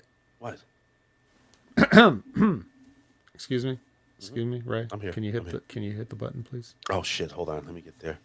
What we have right now is a teachable moment. Did somebody say Andre Chase? No, we did. No one said that. Someone did, Vet. Someone did. We go back to Chase U classic. Finally. This is like we haven't seen this since the first vignette of Andre Chase, and now we're finally back in the classroom. And it essentially boils down to the fact that the Ridge is going to get an Andre Chase University-sized ass whooping for what he did. So, very nice. And now it's time. Okay, hold on.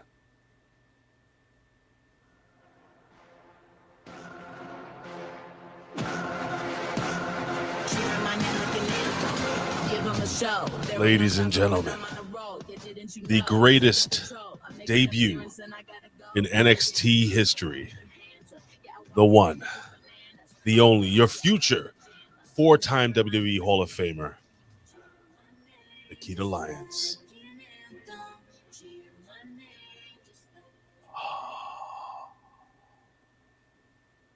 You see this beautiful montage I made behind me? Mm-hmm. Yeah. So what'd you think? Well, she had a match against a young lady named Kayla Inlay, and by named I mean she's definitely not named that, but that is her gimmick name. As far as I could tell, this match was laid out pretty poorly, and how dare you? And poor Nikkita almost slipped and fell, but Leave her alone. Other than that, it was okay. So look, the moment she walked out, she had the whole room. I mean, my balls was hot. I understand. And I know you understand why they were hot.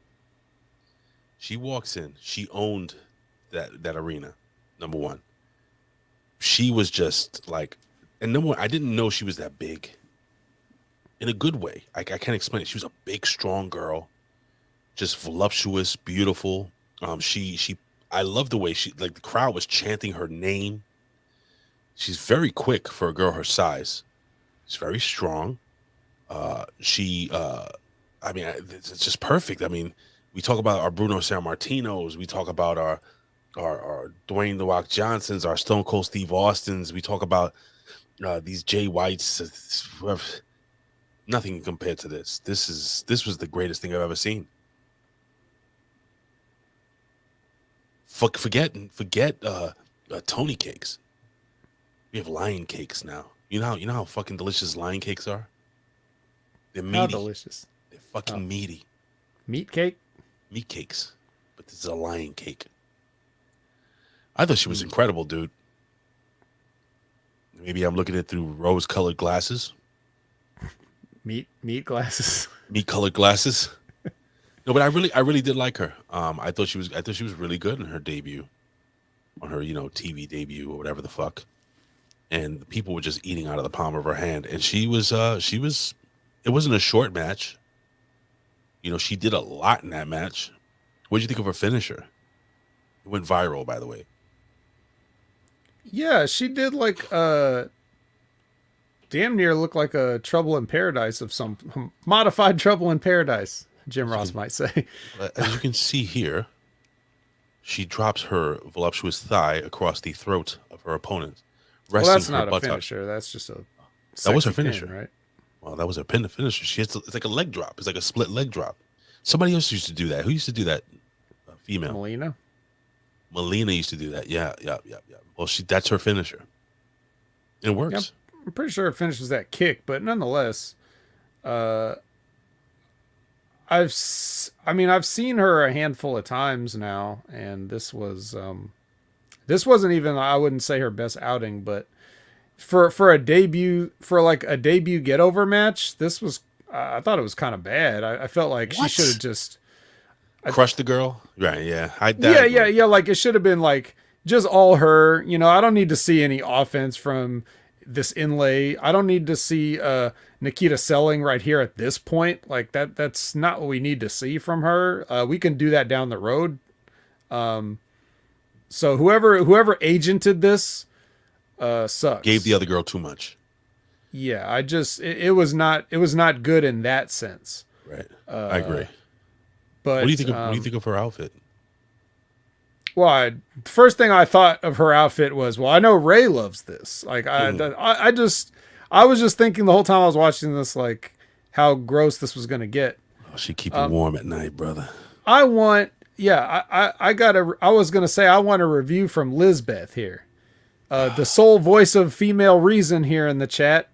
Okay. Fair enough. And she says here, yeah, nope, I totally passed. She's no Tony Storm. Well, I don't know about that. Okay, but you're done. Do I block her? Should I block her? No, you can't. Oh, I can't?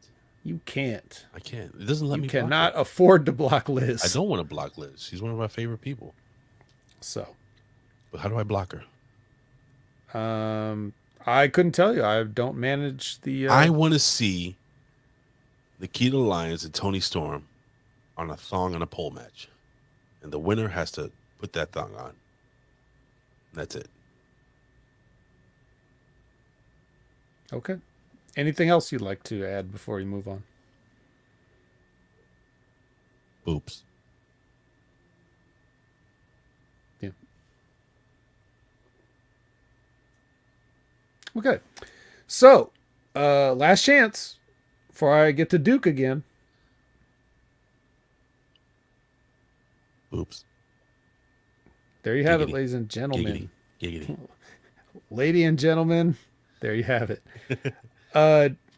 So Duke is making out with Persia. That is disgusting. And he's I guess the way I took this scene was that he was doing this to frame Indy, like as far as Dexter was concerned. This was dumb. So that she would see, you know, there was a lot of stuff that had to converge to make this theoretically possible the way they were trying to lay it out. But go ahead. I got lots to say here. Okay, well, I'm just saying I can tell by the look on your face that we agree, but perhaps you'd like to articulate it. I don't even think it's worth my time. So, well, first, let me, as the ladies' man, let me just say that that kiss between those two. Yeah, well, that's disgusting. That was the most uncomfortable, unnatural. There was no chemistry between those two. It was gross. He's the only dude that he's just like, there's something disgusting about the guy. And it's not even a good way. You know, it's just like, it's creepy. I don't know. It's just not, I can't even hate him as a bad guy. It's just leave. Just go wrestle in TNA already. Become their champion, because that's going to happen. It's those beady eyes, isn't it? I don't know what it is, but I know something. That if I saw some dude pushing up on my wife, I'm not going to put my head down and walk away. So here's the deal. Yeah, it's not like his gimmick is a serial killer or anything that kidnaps people. Right. So here's the deal. Now I want to really break this down. So what happened was, you know, he made out with Persia Parada, and I think he's trying to get his, or I don't know what he's trying to do with Horseface. What's her name? Indy Hartwell. Okay. So he's like, oh, you used to like it. You know what I'm saying? You used to like it. And she's like, oh, you could tell she's disgusted by him, right? So it's not like she's pushing up on him, right? And then he goes, well, maybe we can, basically he's saying, well, maybe we can, you know, hook up again. So now he's doing this on camera. So then the Persia Parada thing, she's going to figure it out. I mean, I'm sure somebody will tell her, right? Or she'll watch the show or something, maybe. Who knows? I wouldn't watch this show again, but maybe they have to for class or something. So then this dude is clearly pushing up on Indy Hartwell. Clearly. Indy Hartwell is clearly not showing any type of attraction to him. She's revolted by him. And somehow fucking serial killer husband is hurt by this and walks away sad. Bro, I would have fucking killed him. I would have cut his fucking throat. I would have pulled this. I would have did the old fucking thing, Roadhouse. You know, when he reaches in and pulls out your throat. Mm-hmm. I want to be like that. Ow! Roadhouse. But no. So this made absolutely no fucking sense at all in any way. It was like Dexter was supposed to see the lipstick on Duke, even though the shade of lipstick that Persia had did not match the shade of lipstick that Indy had. And they also did that WWE thing where you could be standing like 2 feet away, but as long as the camera's not shooting you, you're not there. Right? I don't understand, dude. That is just dumb. She literally just walked away, dude. What was she gonna go out in the back and wring out her panties? Come on, man. That is just weak. Listen, cheesy love stories in wrestling, it's a fucking thing, right, Vet? It happens. Unfortunately. But lazy writing is what fucking pissed. This is the laziest shit I've ever seen. This is I have to say this is the laziest shit I've seen all year. How fucking lazy is this? It's terrible. Well, it's weird that because they went to great lengths to set up this laziness. Like there was a lot of moving parts just to be lazy. It seems very counterintuitive to laziness. You know what it's like? It's like running a marathon, okay? Getting in a cab, taking taking the cab all the way to the finish line and then legit like running the last mile, even though you could have probably taken it even closer. Yeah, just take the cab the rest of the way. The rest of the way, and then just get out and then just run across the. And people have done that, by the way, which is awesome. I want to do that. It is awesome. I guess they just want to win something. I don't get in trouble if I do that, right? No, I think you just have to live with yourself. I can do that. Knowing that you're a fraud and that you can't even run a lousy 5K or whatever it is. I can do it. Well, let's move on and not give them any more of our valuable time. This is going to be weak and bad, and I feel bad for Dexter Loomis because he's a character that I thought could have been the next, he could have been something good. I don't know if they'll probably release the guy. Well,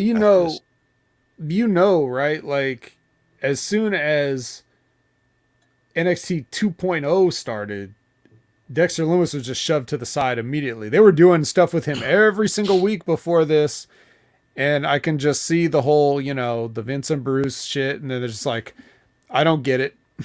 I don't get it, so fuck them. Wait, what does this say? Lazy writing from segment was so short and Big Ray and the vet hate it like it's. I do hate it. I hate it. But this one right here. It was kind of short, but they should have just never done it. But yeah, Sonic says, lazy writing from a company that flew the Viking Raiders halfway around the world just to get beat down before the match even started. Who would have thought? I mean, it's their money. And that's just you had to give them the Saudi payoff for that. I'm sure the Viking Raiders didn't really mind. And guess what, Vet? Those are the two happiest guys. Let's be real. And guess what? If we could just get that hologram technology, they could have stayed home, let the hologram take the beat down. Here's the best part about this, Vet. They didn't wrestle on Raw. So they took the trip because a bunch of the guys had to wrestle the next night, didn't they? Well, the Viking Raiders are on SmackDown, so same shit. They still get a break. Like, same shit, but several days later. So, but they got a big payout with no bumps, dude. Yeah, not bad. Yeah, I'll get Vet. I can learn how to take a punch. I could take a punch. You could beat me up for like 30 seconds for that payout. I'll do it. Are we talking about Logan Paul again, or? That's gonna be good. Don't shit on it, Vet. You'll see.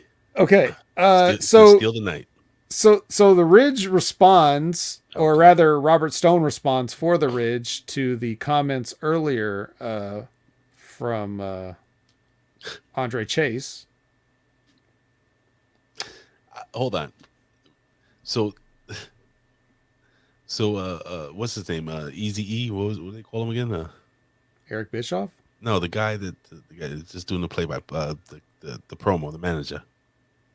Robert Stone. What was his old name? Robbie E. So Robbie E, right? He's cutting a long promo, and then the Ridge ends like you see him standing there all tough, and then he just comes out. Yeah, and you're just in my world. He's like Mike Tyson. It's my world, and you're just living in it. Oh yeah, you're just living in it. You're just living in it. That's what he says. Yeah, and he just fucking shit on, just by opening his mouth. He shit on the whole promo. Anyway. Yeah. Well, what can you do? So moving from one speech to another, the Creed brothers are going to get their victory speech from Malcolm Bivens. He's out here and he's trying to put him over, but then Imperium shows up, and then Walter has kind of got Bivens in a corner, literally, like he's up on the turnbuckle making a funny face. And then Solo Sikoa comes and kind of saves Malcolm Bivens by attacking Walter, of which there were loud Walter chants. They were very loud Walter chants. Never going to stop. What was that thing you and Colin used to do all the time whenever these guys would come in the ring? Yeah. Yeah, this. So what is it we do here? Well, we respect the mat because the mat is sacred. Do we just stand here? Mm-hmm. Well, I mean, I didn't really go along with that. He wanted to do that. One of the worst segments ever. You guys did. This one was? No, just you and Colin. Oh, me and Colin. Yeah. I never got that. Yeah, I don't know. He really was into it though, and I just maybe it's my fault. Maybe if I had gotten into it anyway. But Malcolm Bivens' face in this whole scene is priceless and He's worth great. Yeah, he's really good, dude. He's a really fun character. Do you see him as a babyface? No, he's just a funny heel. Okay, because like Bobby Heenan, you had to love Bobby Heenan, but and I'm not comparing the two like in terms of like their skills, but just in the sense of how you viewed them. You're supposed to not like Bobby Heenan when he's out there talking about how great the Heenan family is and how stupid Hulk Hogan is or whatever. But like the stuff that he's saying is funny. If you have ears and a brain, like you are laughing at the things that Bobby Heenan would say.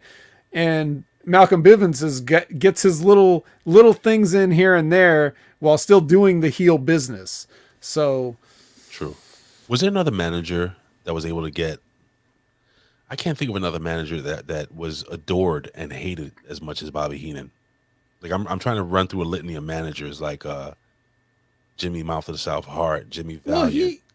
Jimmy Hart's a good one. Like you could say that people love to hate Jimmy, but nobody's ever going to get to the degree of Bobby Heenan. Gary Hart was good too, but he was never. I don't think Gary Hart was ever like loved by fans. I think he was more respected by peers. Yeah. I don't think there was ever another manager. The Grand Wizard. Not really. The Grand Wizard was never that over with me, but maybe if I had grown up around that time, I would feel differently. But that was like just before my time. So you know what? Heel Captain Lou Albano. Heel Captain Lou Albano was pretty over. Captain Lou Albano as a wrestler, he's one Sensational Sherry. Okay, well, I think people did just hate Sensational Sherry a lot of the time. But again, great. She's one of the ones that you appreciate later, right? As a kid, you're just like, ugh. But what was I talking about right before that? Captain Lou Albano. As a wrestler. Oh my God. He's one of the worst wrestlers I've ever seen in my life, bro. He's so bad. Yeah. He's so fucking bad. He wouldn't sell anything and he didn't do anything. He's terrible. But anyway. Bobby Heenan was a good manager, was a good wrestler. Good wrestler. Really good at everything. Wrestler. Yeah. Bobby Heenan's on a planet of his own and everyone else is here on Earth. God bless Bobby the Brain Heenan, man. That guy we were lucky to see somebody like that. So we will never see the like of Bobby the Brain Heenan again, ever. But when I see if I can watch, without getting too sentimental, if I can watch a guy like Bivens and just see a little glimpse of Bobby, man, that's good enough for me, man. So that's what I'm saying. Like Belle Biv DeVoe, Michael Bivens, he's great. He's really great at what he does, man. I wish he could hear us right now say how much we appreciate what he's doing. And I think he's very rare to find a good manager nowadays, man. And he's one. Robert Stone, Yeah. Are there any good managers at Impact? Not really. No, right? Nobody that I look forward to seeing anyway. See, I was going to tell you this earlier. Drake Maverick, I think, had the potential to be a phenomenal manager, but they put him with the wrong team. They dressed him up with the fucking camo gear, and they put him with these fucking guys, the two guys that quit and they own a pizza shop now, or whatever. Caleb with a K, is he a good manager? No. Oh. Okay. No. Nobody ROH or what about New Japan? Any good managers there? Gato, I know that name. From Jado and Gato. He's great. But they don't really have like a ton of managers. They have a couple of valets that are, sexy or whatever, but they're good in their own way, but they don't cut promos for the talent. So gotcha. Anyway, so next we have we're back to the country duo, and put this over. And Fallon Henley comes in here and explains how dating apps work. Okay, so the jig is up, and we find out that Josh Briggs has just been ribbing Brooks, and that you only need to put a picture and your little profile thing. And she says she'll set him up. She'll set up his whole profile for him and walks out of the scene. And then Briggs is like, you know, he's just saying he thinks it's one of the most entertaining things in the world to see Brooks be shitty at romance. I gotta be honest, I would do the same thing. I could see You would myself walk out of doing the it. room and just leave this. No, I would see myself Oh. doing that to a friend that was like clueless. So I could see you doing that. I Here's could a do it. question though. Okay. Is it just me? And this is a question for everyone, so please feel free to answer. Is it just me, or when Josh Briggs is back here talking, does he look and sound like he's always like right on the verge of saying, "Bring out the gimp"?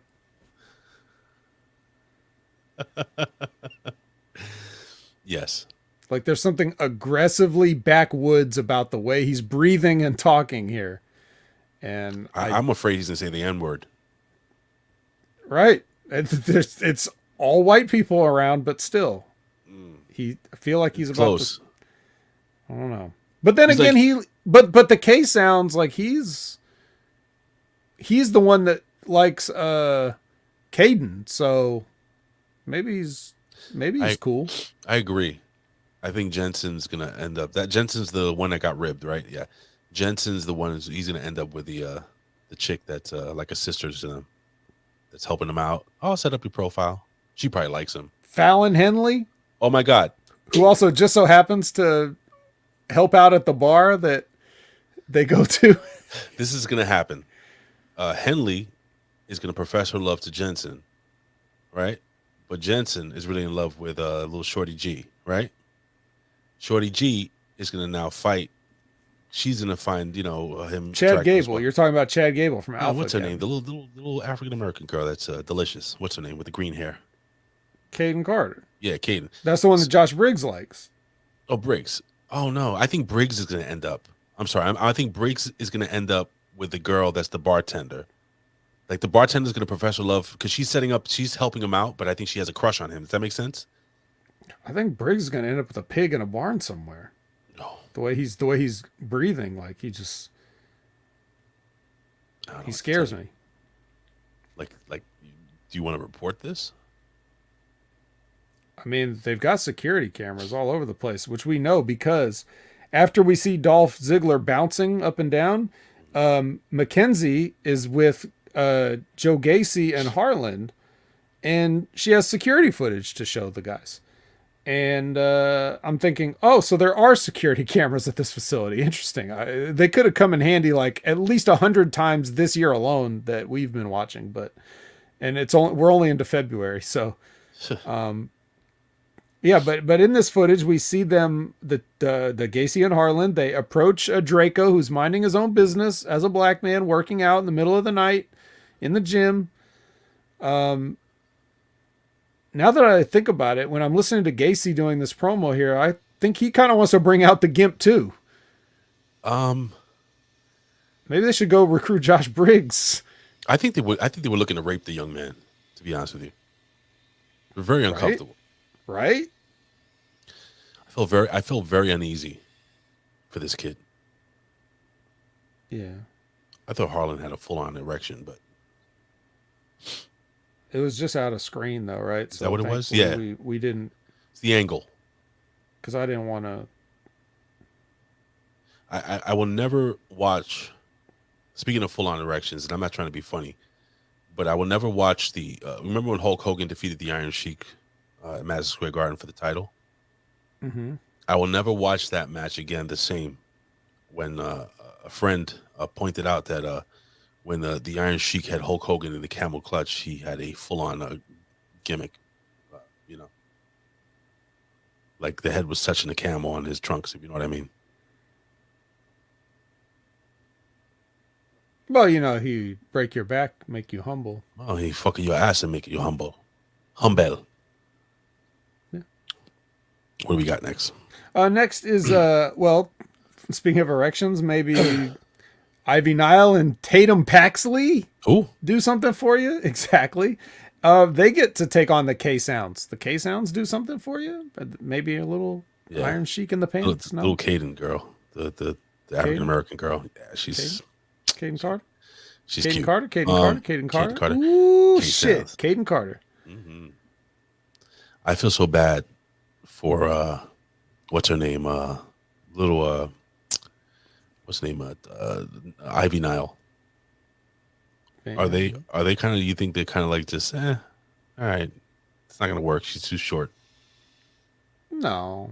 No, you think she? I don't think she's short in compared to like. There's so many short girls there. I don't God. think she's that short in comparison. You see her be a? You see any championship potential in that girl? Yeah, she's jacked. Look at her. I don't know, man. Well, she didn't get released, so She's fucking 5'2".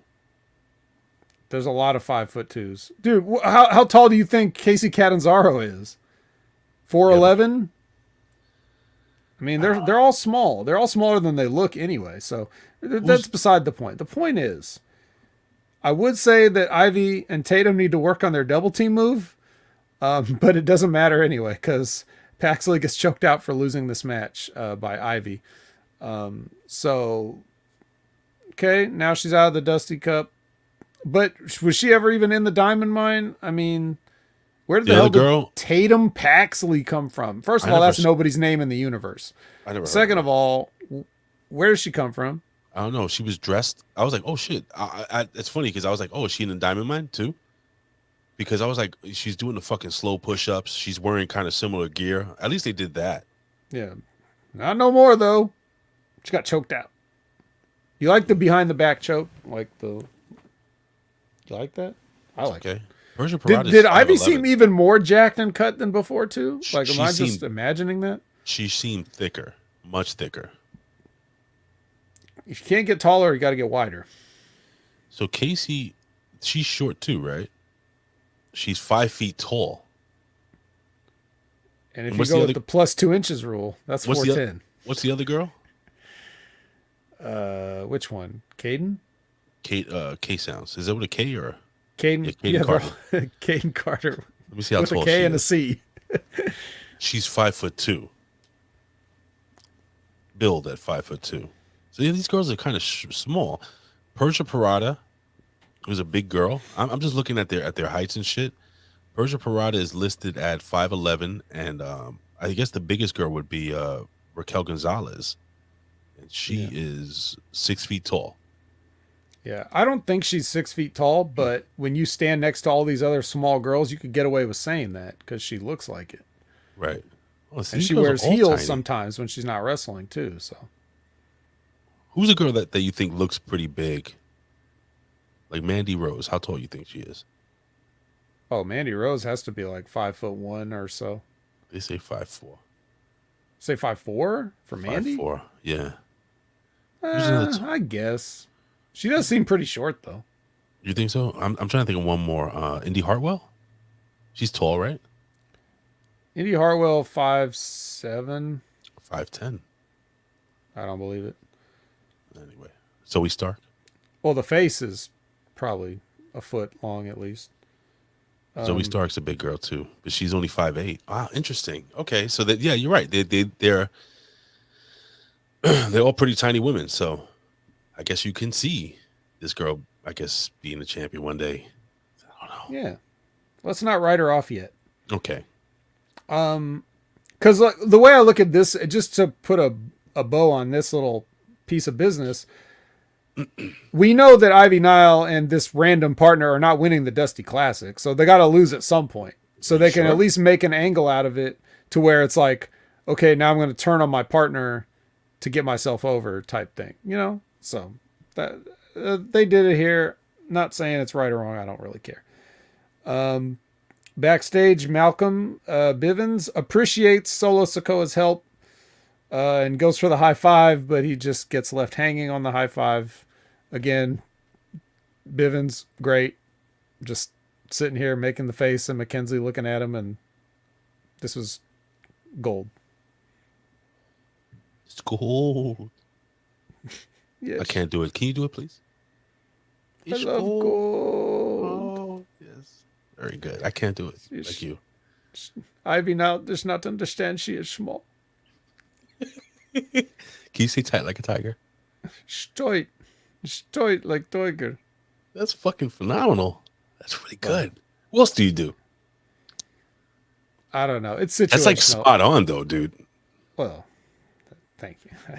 You know what's funny? You've done a couple of like little impressions here and there, and you're like really spot on with these. So I'm kind of wondering if there's like a hidden talent the vet has that we don't know about.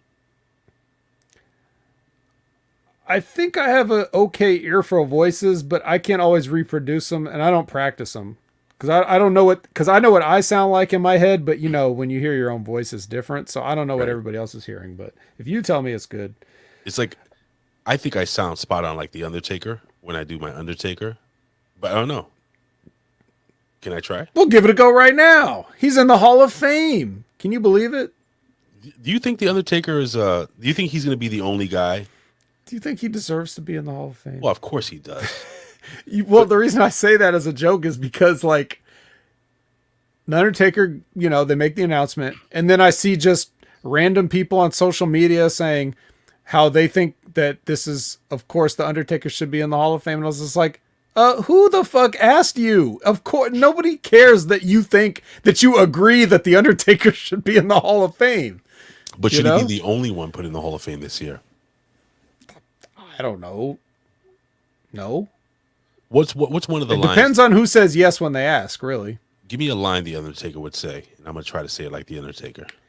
The Undertaker would say, well, he really only says the one line all the time. Right, the rest in peace, but is there anything else I could say that try to imitate the Undertaker?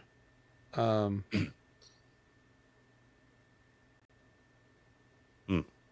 the Undertaker say anything else? Shit. Let's see. Let's try.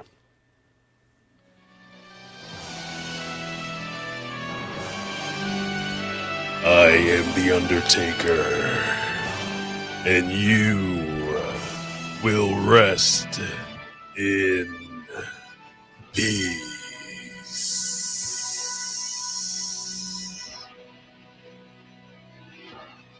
That was a Hall of Fame worthy impression. Was that okay? Now, in my mind, it was better than okay.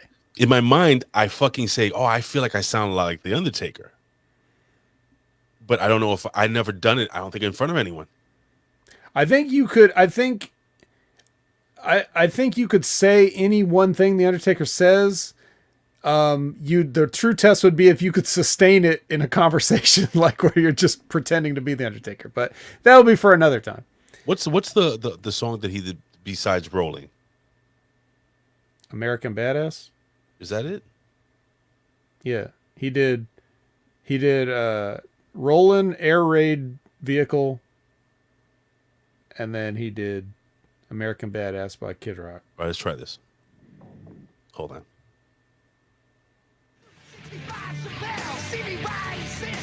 I'm the Undertaker, and you're in my yard.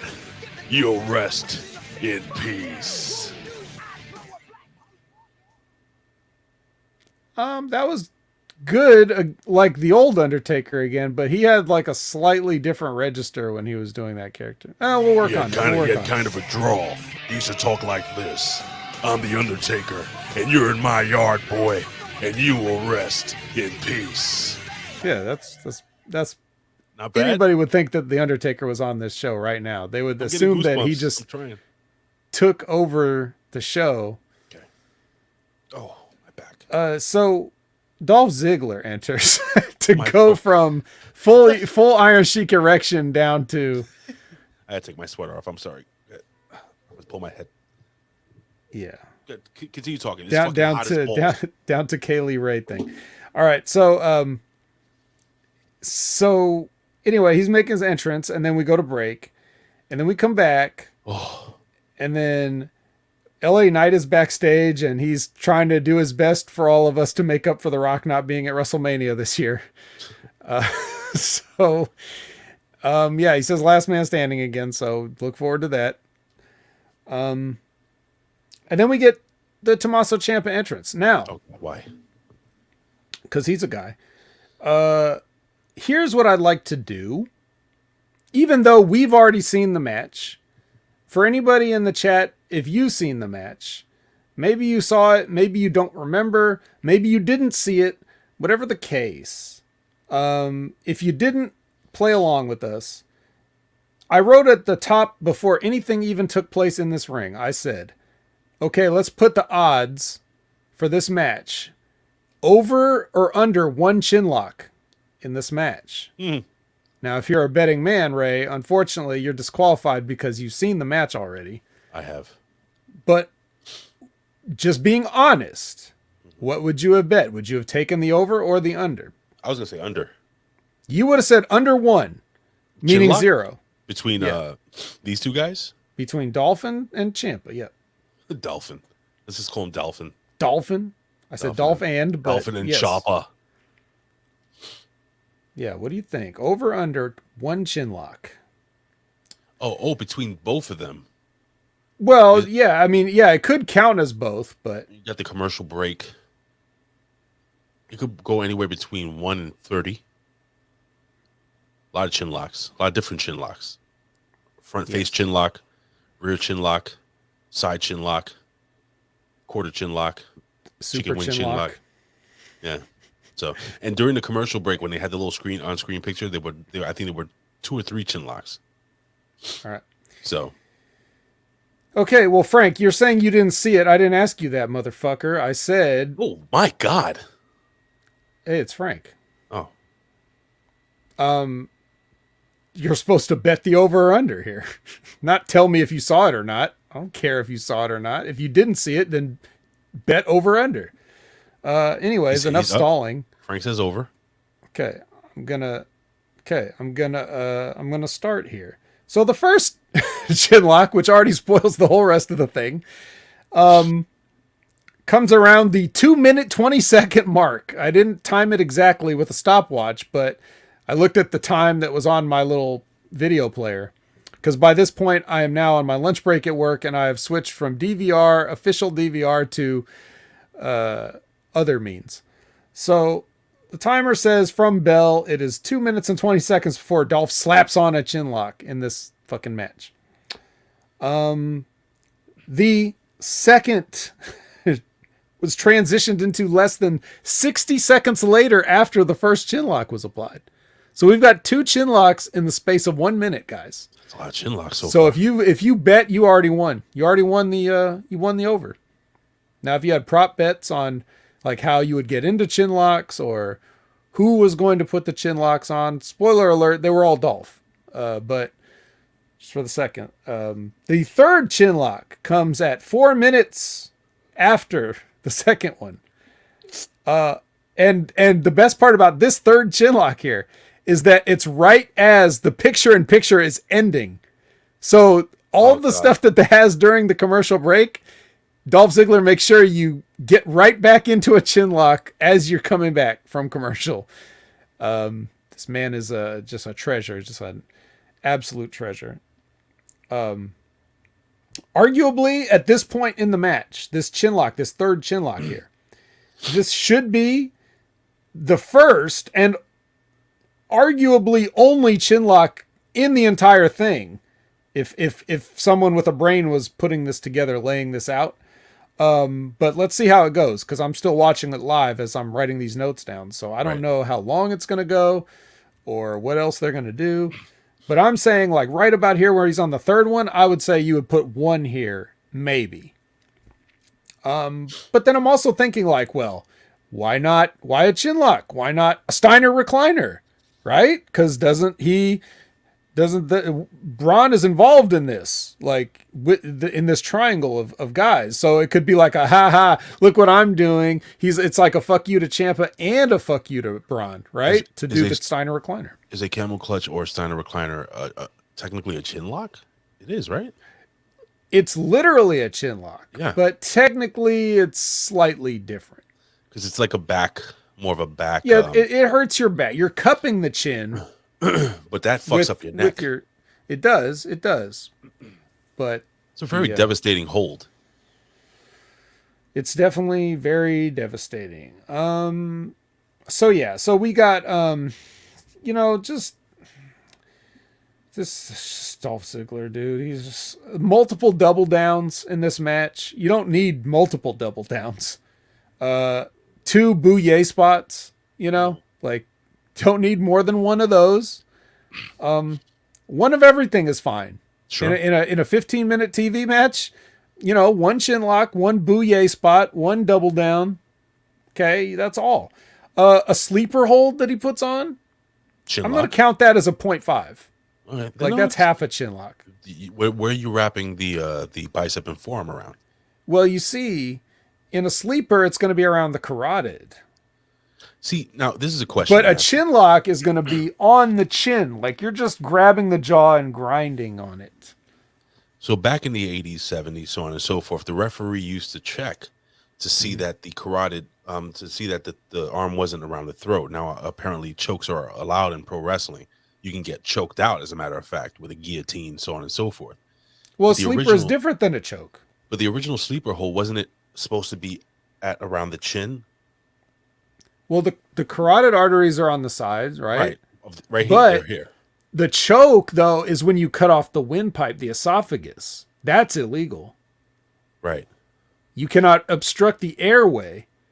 You can obstruct the veins that send the flow of blood. Guys, this is very technical. This is why you're on Premium Channel Attitude, so that you can get this breakdown of anatomy, physiology, and Dolph Ziggler's shitty wrestling. Continue, Ray. You know who taught me the word esophagus, where I learned that word as a child?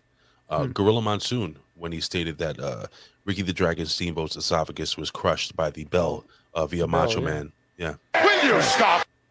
Sorry. What did he say about the external occipital protuberance, though? That's the back, gorilla. Okay. Ventura. So, yeah. It's the back, gorilla. That's the yeah, but I'm going to count, because it's a sleeper, and it's especially a sleeper with the hooks in, I'm just going to give it a 0.5. So we're at 3.5. Okay. 3.5 stars. Melted stars. That'll be the last chin lock of the match. So if you bet over, you won big. The finish is rude as the cameraman comes in and fucks Tommaso Ciampa, hits him with the camera, and then films it. I actually like that little spot. I haven't quite seen it like that. But yeah, me too. And here's the thing. I didn't watch any spoilers because I watched it, after I leave work. So I tend to stay away from social media. I was totally surprised. On the train between hits of crack. Did you see that video? Well, I saw that it existed. On Twitter? The dude was literally smoking a crack pipe and he was singing like this song, like I'm on the train. And I'm just sitting there like, oh my fucking God. And I was like, hey, brother, they got government funded safe houses for you to do that in. Bro, Colin just sent me this fucking text message. You probably can't see it. I don't know if you can. Can you see this? No. Okay. It says, it's a picture of Joe Biden, and it says, I have signed an executive order to help Ukraine fight against Russia. We will be sending 15 million crack pipes to Ukraine.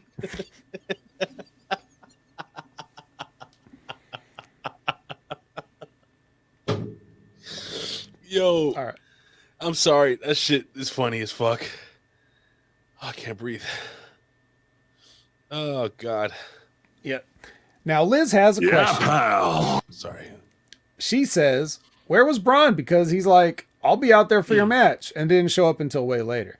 I think he was kind of turned off by the fact that Ciampa was doing shoulder presses and not that into him, and then said he wanted a shot at his belt. So I think that kind of changed his plans in his mind a little bit. Because he said he'd be out there, and then he got ignored. So maybe in the moment he made a snap decision, like, well, maybe I won't go out there. You know how these guys are. Get vaccinated. So anyway, Tommaso Ciampa gets fucked with the camera. Super kick, 1, 2, 3. Dolph Ziggler wins. Junior comes out. He saves him from getting beat down, and we go off the air with mayhem. Anyways. Yeah, everything that's bad about Dolph Ziggler was in this match. And I'm pretty hard. We're not putting politics over. No, I clicked that by mistake. Sorry. We are, I am being hard on Dolph Ziggler because he's good. If he was the shits, it wouldn't be worth saying it, but he's like, Dolph Ziggler's this close to greatness, but and he can do whatever you need him to do, but apparently he can do everything in a wrestling match except make me care. So I'm always going to be extra hard on him. You know what Rip used to call Dolph Ziggler? He's like, I remember somebody's like, well, Rip, what do you think about Dolph Ziggler? You know, this is like after he'd already moved on from OVW and been up there. And he's like, you mean the kid that slaps his leg? Oh, like that's the summary of what Rip Rogers thought about Dolph Ziggler. So anyways, accurate though. Accurate indeed. So anyway, I'm hard on him, but that's only because he's just that close and it pisses me off. But what about you, Ray? Thoughts on this match or anything else as we end the show here? I mean, you did a splendid job. Actually, you did a phenomenal job at covering. Phenomenal like a slice of New York pizza? Phenomenal like a slice of New York pizza, which I'm going to have some pizza right now after we get off for lunch probably. But it was two guys the same size, I guess trying to work stiff. And, they wanted to show everybody that they were wrestlers. They wanted to show everybody that they could go. And that's what this was. This was a showcase saying, Dolph Ziggler, I'm better than you. And then you have Tommaso Ciampa saying, you're in my house. You know, nobody's better than me here. That's what this was. That was the story here. So it was shocking to me that Bobby Roode was the camera guy because, like you said, I never seen anybody do it like that. That was wonderful. Well, the best part was how he just went and like acted like he was continuing to film, right? Yeah. Like that. Wonderful. And here's the best part. So apparently, like we said, I think a week or two ago, that NXT is putting cameramen in the ring. So, maybe if he was in the ring a couple of times, the fans wouldn't have guessed it. You know, they probably thought he was getting in the ring to take a shot or something like that. So it's consistent with what they were doing. So whoever wrote agent at this match, I think, even though the two competitors, spent half the time, chin locking each other, I thought it was done well, and I think it did good business moving forward because now people are like, oh shit, all right, now Bobby Roode's there. Bobby Roode, former NXT champion, that works. So now Dolph Ziggler has his buddy here with him. So now Braun Breaker's going to have to work with Tommaso Ciampa because next week it's you and me. Tag team match. I can't do it. My throat is fucked up. You can do. Can you do a Braun Breaker? Just do Rick Steiner. Yeah. Yeah. Next week, you and me in a tag team match, Chucky. That's good. That's really good. Anyway, so all in all, Mr. Veteran, what would you say about this this show as a whole this week? It's a whole, all right. Good, bad, or indifferent? Yeah, it's indifferent as usual. There's a lot of things on it and not a lot of things on it, at the same time. Like they did a lot of things that meant nothing. So, or they were trying to work towards something that I can already tell we're not going to care about. Like I do not want to see a last man standing match with LA Knight and Grayson Waller. Don't want to do it. I don't care to see it. It's just good. He's just going to beat LA Knight again. So can you is it possible? Is it possible? Yeah, he's been showing off. Ciampa's been showing off the Just for Men beard. Oh, gee, he dyed it. This is like week 3 or 4 now. Is it possible to job somebody off the face of the planet?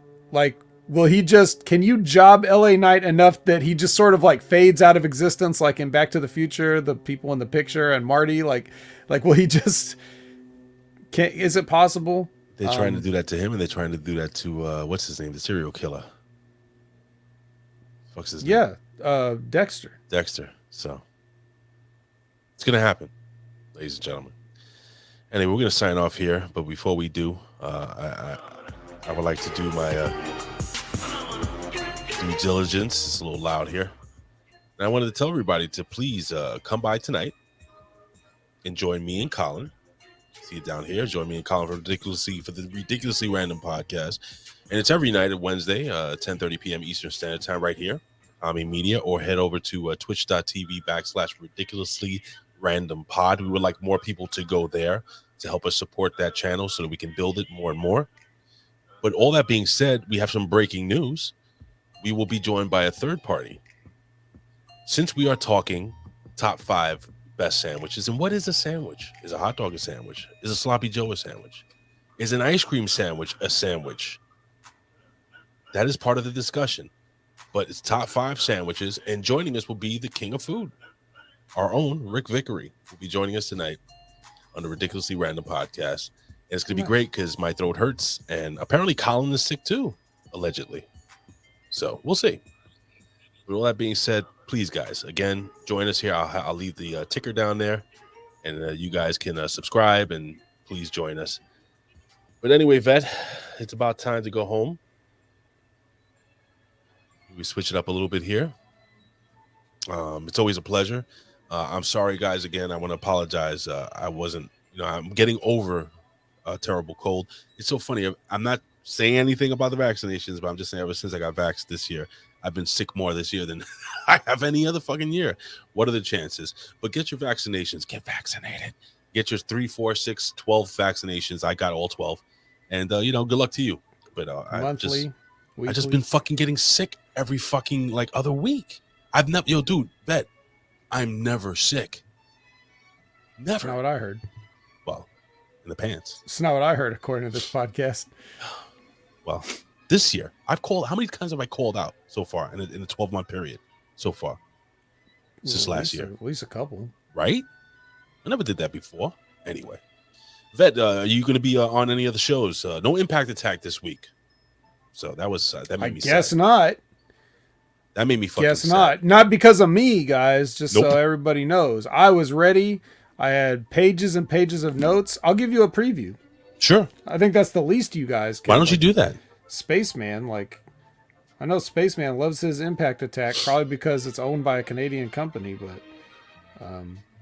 just like a quick, let's see, what do I have in my notes here that would be,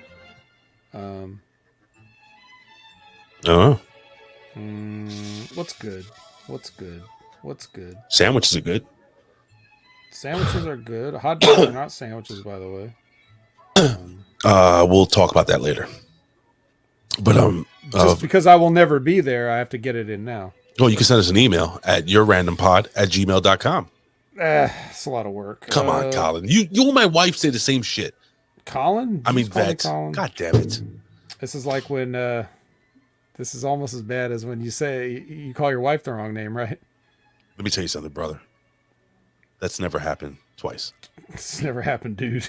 It's never happened twice, brother. Never called her the N-word either, man. You can send an email. It's not that hard. Yeah, I send them every once in a while. Not going to do it to the show though. Why not? Yeah, I don't know.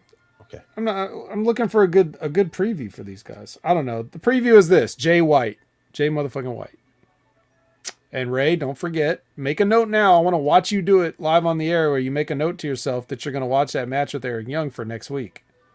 I'm going to actually get it right now. Jay White versus Eric Young. And guess what? It is not on YouTube. No, it's not on YouTube, but that doesn't matter. You know how to watch wrestling events. I'll figure it out. You sure I'll will. figure it out. And these people will figure out how to follow me everywhere at Opinion Haver, all the social media platforms, all the gamings. People that want to know what my gamer tag is, 3 guesses. You don't need 2. I'll just type it here at open. How do you spell opinion? Opinion Haver. Oh. Yep. Simple. Look in the chat. Copy and paste that and just put it on Google. So you're not doing any other extra podcasts, right? I don't think so. But I did do the PWC's Wednesday night skirmish with Jimmy T and Chris Ames, and that was fun, despite Chris Ames being swallowed up by a blizzard at least once and us losing him there. And then I was definitely on that big, humongous shindig over with the SmackDown, the Smack cool. Attack crew doing the Elimination Chamber, where I didn't watch the Elimination Chamber, so I just brought a bag of popcorners in and put the mic on mute and ate popcorners while they talked about the matches. You have a question here, Vet. You going on Twitch shortly? I will not be going on Twitch today, Media, but I appreciate you stopping by. I hope everything went well and you got some good news at the doctor's appointment that you had. But look for me on Friday. Friday morning, I think I'll be aiming for it. I think we're gonna play some Double Dragon, Ray. I think we're gonna play some Double Dragon on Friday. Can I play Double Dragon? I don't think so. I don't think you can. But you can watch me play it, and you can hang out. How are you playing? You playing the arcade version, NES version? Have you ever played the Sega Master System version? I never did. No one did. No one had a Master System except for you and Europe.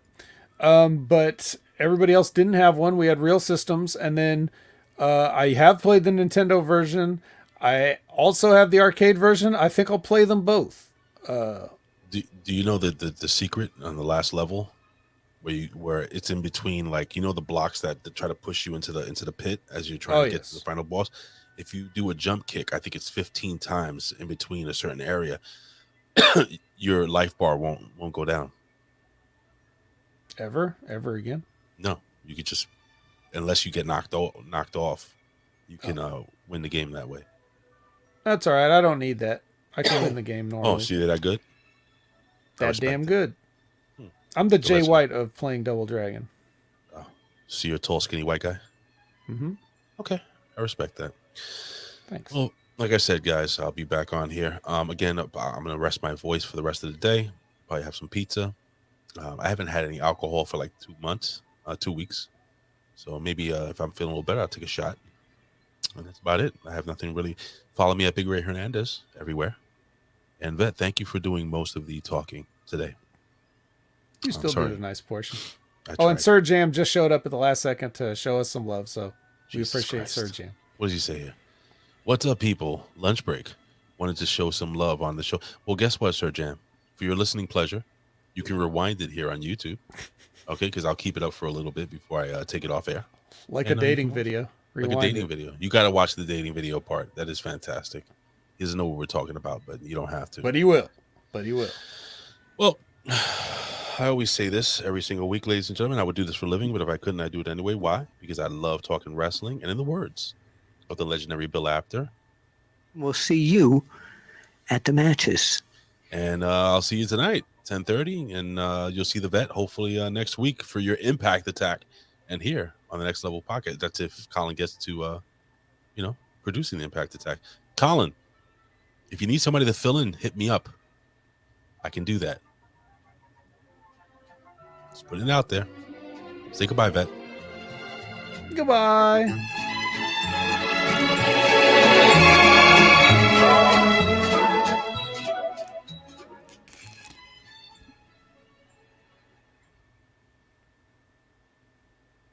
Boy, I tell you, Colin freaking sucks as a person, doesn't he? What a piece of shit. Oh, shit, we're still on there. We're live, pal.